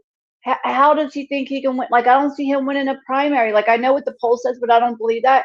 How do you win a primary when it don't even seem like you're trying to win a primary? It's very strange. The whole thing is very strange to me. Yeah, his like how he's carried himself through that debate, and since it's just, it doesn't make sense. And he said, "Oh my God, she's gonna come after me and defend us." It's about to get real stupid dumb. You technically, you probably need the practice, and I'm saying that respectfully because I don't. Imagine, no, I'm not even imagining that. Go ahead, Saji. I was following you and now I don't. I don't even imagine that because it would get real dumb. Yeah, I mean, Listen, we're here to win. People have their opinions of why they don't think he should have dropped out, but again, he decided to stay in, which means that he should be ready for a competition. And to me, the fact that he is extremely unprepared, has no answers to anything, and is contradicting his own beliefs doesn't give me any confidence. Like, I respect somebody who comes out forward and says, this is what I think. Like I said, especially with her answer on who her donors were, she said, yep, those people are my donors and they don't affect my voting record, versus somebody who's going to deny it. I respect the fact, so that this is not just about bashing him. I respect the fact that she is extremely overly qualified, and not only her qualifications, because she's not just sitting there, overqualified, not doing anything. She's going around from town to town. She is addressing those issues that are extremely important in Texas. And again, I'm not from Texas, but she speaks about the medical racism, and she has a plan and steps on how she's going to address it, so that we're not seeing cases coming out of Texas of women who were forced to give birth in their cars. She is not just speaking about what is going on around the country in regards to ICE. She's going to these detention centers. She's meeting with the families. She's seeing it for herself. And I think that is exactly what we need as far as government officials, ones that are knowledgeable on politics, but that are also not above going to those communities and seeing what the needs are and addressing them. So I was going to say, we love that she's a fighter, but even when we look at fights, at professional fights, the fighter's not there by themselves. They have a team who gives them water, a team that puts ice on their face, a team that bandages them up. And I think that if we appreciate the fighter that she is, we got to be there ready with the ice packs and with the water and with the bandages, ready to support her too. Cry. Oh my God, because I know black women be out here fighting for their fucking life, y'all. And sometimes we be out here having to bandage ourselves up. And so that is exactly what we need to be for her. That was beautiful. That was beautiful. I love you. I feel this way. I want to clip that. Don't cry, Jess. Listen, just because you are fighters doesn't mean that you should do it alone. And that's, I think, the part that angers me the most. Not anything that happened in this panel, but just seeing the over criticism, the double standards that I'm seeing everywhere else. She is who we need, and so we got to be there for her. Fight, dude. We know we be bored sometimes. Go in the comment sections on Facebook, on X, on Instagram, on TikTok. Go fight on the bitches. You know it's gonna make you feel good anyways. Go fight them all for her, because she's putting it all on the line. I mean, she literally said, yes, I'm sick, y'all. She literally said that she has people that she had to go stay with because her life was threatened. How many people, and I'm going to tell you, Nichelle knows this. How many people, Nichelle, have quit speaking up because of threats to them online by random ass people, sometimes with no profile picture? How many people just stop speaking? Exactly. Exactly. And the fact that she's speaking, and she's not going up against user 1, 2, 3, 4, 5, 6, 7, 8, 9, 10. She's going up against the fucking president, who has the power to do a lot of harm. So have her fucking back. Have black women's back, period. Because just because they fought for us, and just because they've always had to lead the country and save the country, doesn't mean that they should have to do it alone. Especially when nobody's fucking listening to them. Thank you so much, Sad. Now from all Texans, Angel, I go to you, Amber, Sash, and we'll end with Nichelle, and then we'll get out of here. I'll say my last thoughts and we'll get out. I've held y'all hostage long enough. And this is our last gift goal of the night, and you guys, this is for our countdown to joy. Go ahead, Angel. Today in Casa's live, I learned that Jasmine Crockett represented people after the Black Lives Matter protests, people that were arrested. She represented them pro bono. And that was a really cool fact that I learned today. So thank y'all for having me today. Yes, thank you so much for being here, Angel. I appreciate you. Amber? So my closing thoughts are, I love Jasmine. Jasmine was going to have my vote at, I think, the day that she came into the race. I had made a like a personal decision that I wanted to vote for diversity when it was possible and it made sense. I think in this case, it very much so makes sense. Texas is very, very, very underrepresented as far as minorities go. Jasmine is very qualified for the position. What I will say is in the world, in the reality that if James Talarico does win, I know we've said, it's blue no matter who, and that's a great stance to have. I do want to just add that I have access to his voting record, and he has been voting Democratic since 2016. So I do want to quell some of the he's an op statements, because I don't like the way that he is running his campaign, but I don't necessarily mean that means he's an op or plant. And so I do want to be fair to that statement, even though I'm voting for the other candidate, Yeah, understandable. That's just everybody's. We're all gonna have different opinions, and that's totally fine. Totally fine. And I get that, and we have those reasons to support that. And at the end of the day, hey twin, how you feeling? Yeah, and that's totally fine, and I get that. And I think that even if he say he wasn't out, and I'm not saying he is or isn't. But if he wasn't and you have this team behind you that is running your campaign like shit, that doesn't really, and telling you to say things that kind of starts to go against the grain, and it's not representing you and your record, you're not choosing the right team, and which also too could account to you're not ready. Even I know I'm not necessarily talking because I know you're not voting for you've made your decision, but just to the people that don't like. Even that, if you're not liking some of the things, not picking the right people, you're not making the right choices. God. CJ, come on, CJ. He said that's the countdown of Joy drops some crowns in the chat for CJ. That is our last gift goal of the night. We go out with a banger every night to see something different, but I thought a countdown to Joy would be amazing for our last gift. So thank you so much. Drop some crowns for CJ. But I just wanted to say that also accounts to maybe you're not ready for this particular level, and continue to do the great things that you are doing at a Texas state representative level. So thank you so much, Amber. I appreciate you. Yeah, absolutely. Sash, any last words? I'm like Bill. I'm not gonna drop you guys down. We're gonna end together tonight. Yes, I agree with what Amber said.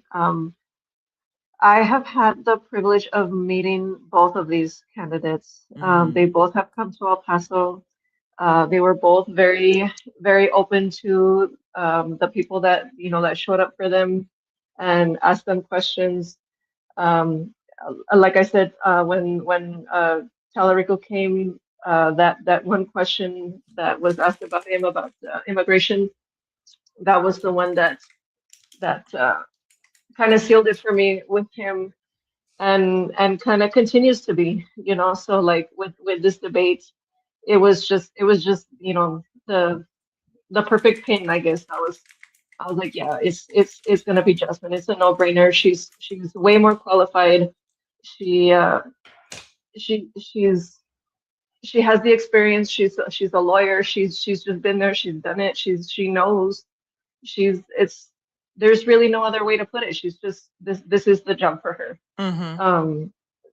James needs to get a little bit more experience and continue where he is in the House, or maybe wait and run for governor next time. I don't know.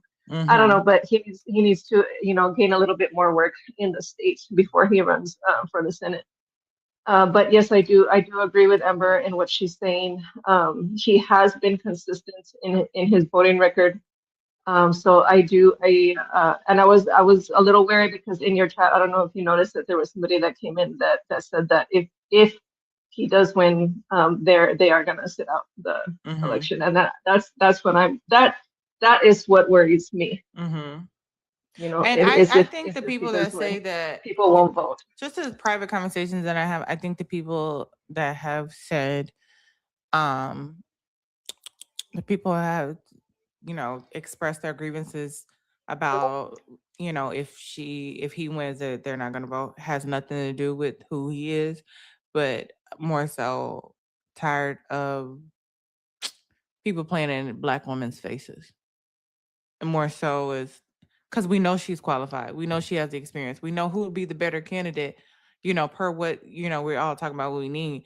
And it's like, it's blatant if you don't vote for her and to vote for him, to them, that it's because she Black. And then y'all want the Black people to show up at the end to save democracy, when other people, just like with this last election, how many people set out because they didn't want to vote for the Black woman, and look where we at. And then y'all will do it again, but then when it comes November, you want them to come rally for you and vote in your white man. And if you're willing to risk the country to not vote for Black women, then the people have said that they have been willing to risk it too. And it has nothing to do with James Talarico and the way he debates or who he is, stuff like that. It comes down to, them being played in their face. But again, like I say, we advocate for, making this work, but that is some of the things that that I have been expressed to me. And it I has think we need to. I think we need to separate the United States into two. Put all the Republicans on one side, put all the Democrats on another side, and let's live under the cities under which policies we like.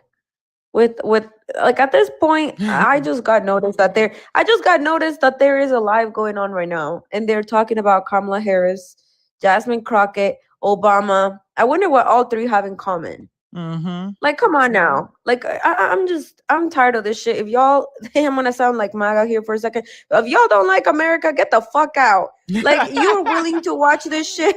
You're willing to watch this shit go on fire for a revolution we haven't seen. It's been a year now. I don't see anybody out there with tiki torches or doing anything for it.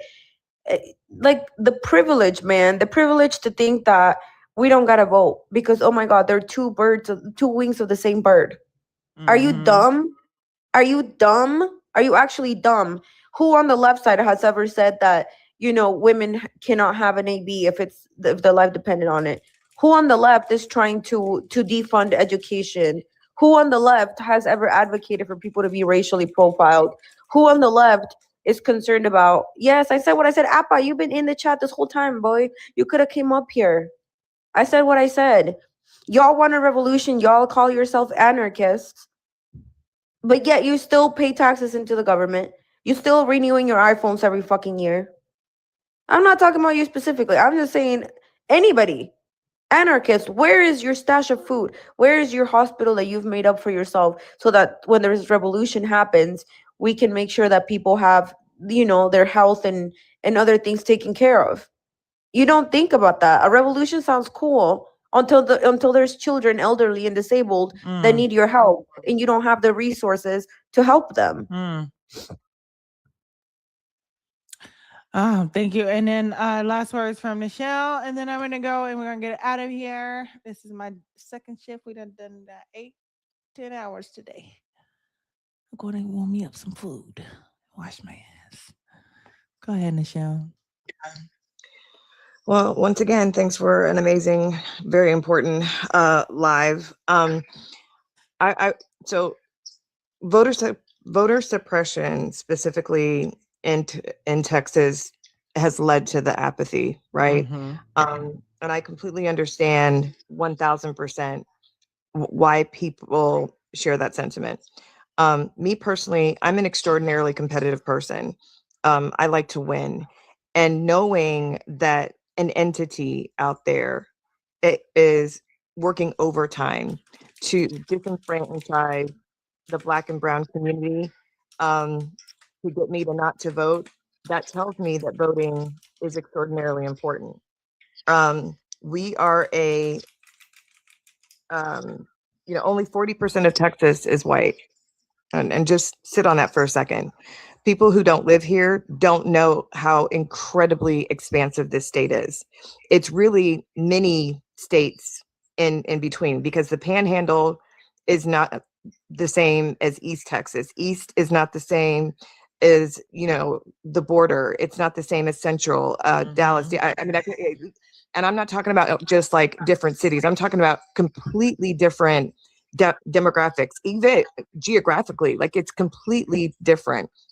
And yet we're all under the umbrella of Texas. So to know that as huge as Texas is, and only 40% of it's white, but those same white voters, control 73% of the congressional seats, that says a lot. And, they're working triple time to suppress the vote, and that's leading to apathy. So I cannot stress this enough, that they've purposely made it confusing. They've purposely mixed up and redistrict things so people don't know, what poll they're supposed to show up to, or dates and things of that nature. And so Jasmine is fighting against all of that, and with all of the baked in, misogynoir, and her being, a Black woman, and all the things baked into that. So we have to do our part. People who say they don't care about politics, well, let me remind you that politics cares about you. If you have a job and pay taxes, politics cares about you.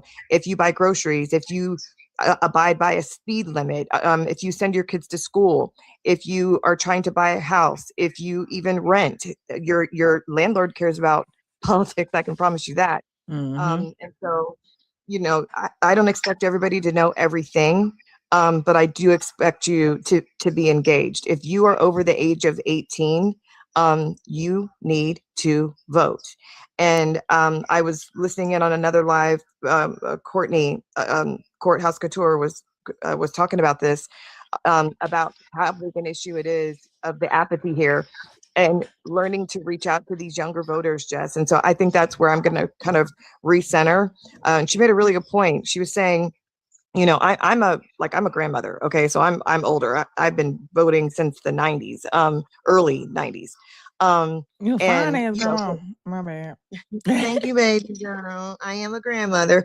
I have adult children, and she had made the point. She said, when for my generation, for me, like, voting is sacred. Like, this is like, you're like not cool if you don't vote. You know what I'm saying? But like some of the younger voters, when you bring the Civil Rights Voting Act and everything that Martin Luther King and Angela Davis and Rosa Parks and Malcolm X and everybody did, to get those rights, right? They don't, that doesn't affect them, Jess. Yeah. And the data shows that.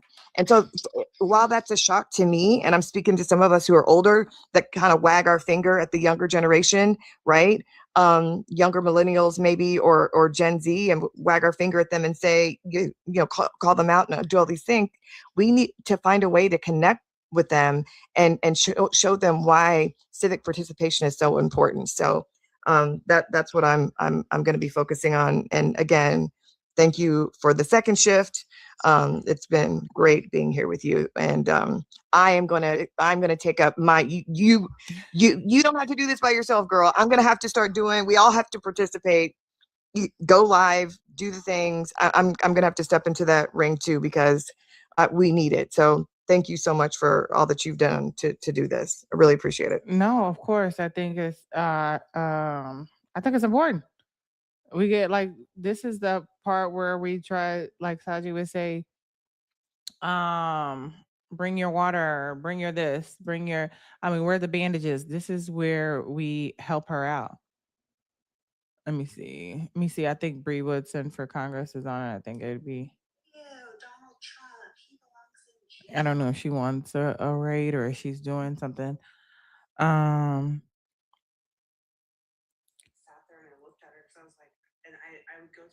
I don't know if they're just having a regular conversation. But this is what I also too want to say, you guys. You guys know that I have been building a movement. We are What's Left, which is a directory of creators to break the algorithm, like it seemed like allegedly Donald Trump was doing when he allegedly won.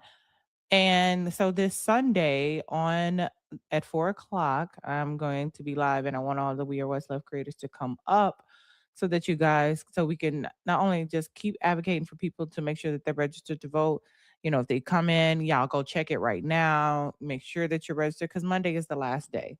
And just talk about any elections that are coming up that we need to be advocating for. Make sure you're following these creators. Make sure we're reposting each other.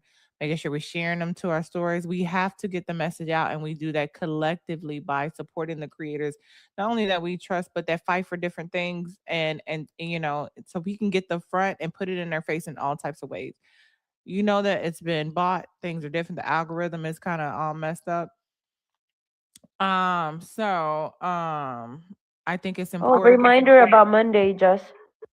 What's Monday?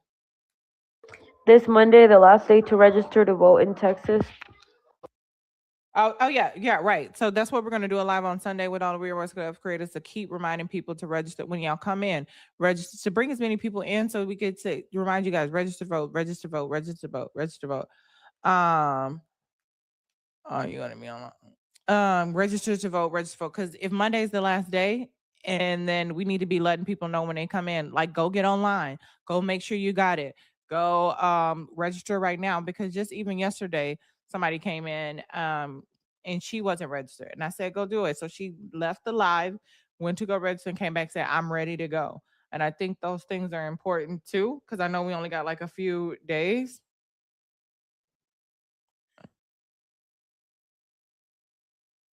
I don't know what she said. I was just trying to Double make sure. check your registration too, just because of the redistricting. I'm finding that as becoming an issue if you are already registered to vote because of the redistricting. That's becoming an issue. So make sure, just if you're registered, double check your registration. Okay, perfect. And I checked mine the other day, but I'm gonna That's check why I again came on up, Sunday. Jess. Huh? Say I'm that again. sorry. No, That's why I go came up. ahead. You're not gonna drop right back down. But that's why I came up. I'm gonna encourage everybody, check it daily, probably twice a week at the least. They purged me here. I had to re-register. They purged me again. I had to re-register. So they playing big boy games. So if y'all are already registered, check it every day or every other day. And then with that, I couldn't put that in the chat. I had to come up and say that.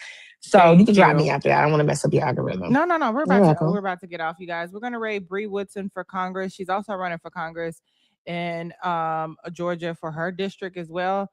So just go over there, show us some love, ask any questions that you need to ask, give her a follow, check out her content. Also, too, we are What's Left creator, so hopefully we can have her in too by on Sunday as well, you guys. So you know what it is when you get over there, Jessica Ray, and drop some crowns, because I don't think a lot of these Congress people get a lot of traction and she's a creator as well, get a lot of traction at times because it's Congress. But I think this is important, and this is where we continue to amplify the movement. So make sure you go to Bree Woodson for Congress. You guys put it in the chat. Put it in the chat, my mods, please, so you guys can know. So you guys know who it is. All righty then, Bree Woodson for Congress. And yeah, so I want to thank all these amazing people for being here. Thank y'all for the love. Make sure y'all go show them love, because we all need help. Make sure you donate to Jasmine Crockett's campaign. I am on the what's that called? I'm on a monthly. Okay. They need the money. And we can do it together. I love y'all. Thank you to all these intelligent, beautiful women that have joined me on the panel tonight. Thank you for everybody in the chat who's created your input, everybody that showed love. Shout out to my big Mickey Ficky 3, big LM, a big CJ, and not me, and big LM, Big D Money, and Big CJ. Thank you all so much. That's our big 3 today. Thank y'all for your contributions. Thank everybody that donated, sent the gifts, at the roll, tap screen, everything. Everything counts. I love y'all. I appreciate y'all.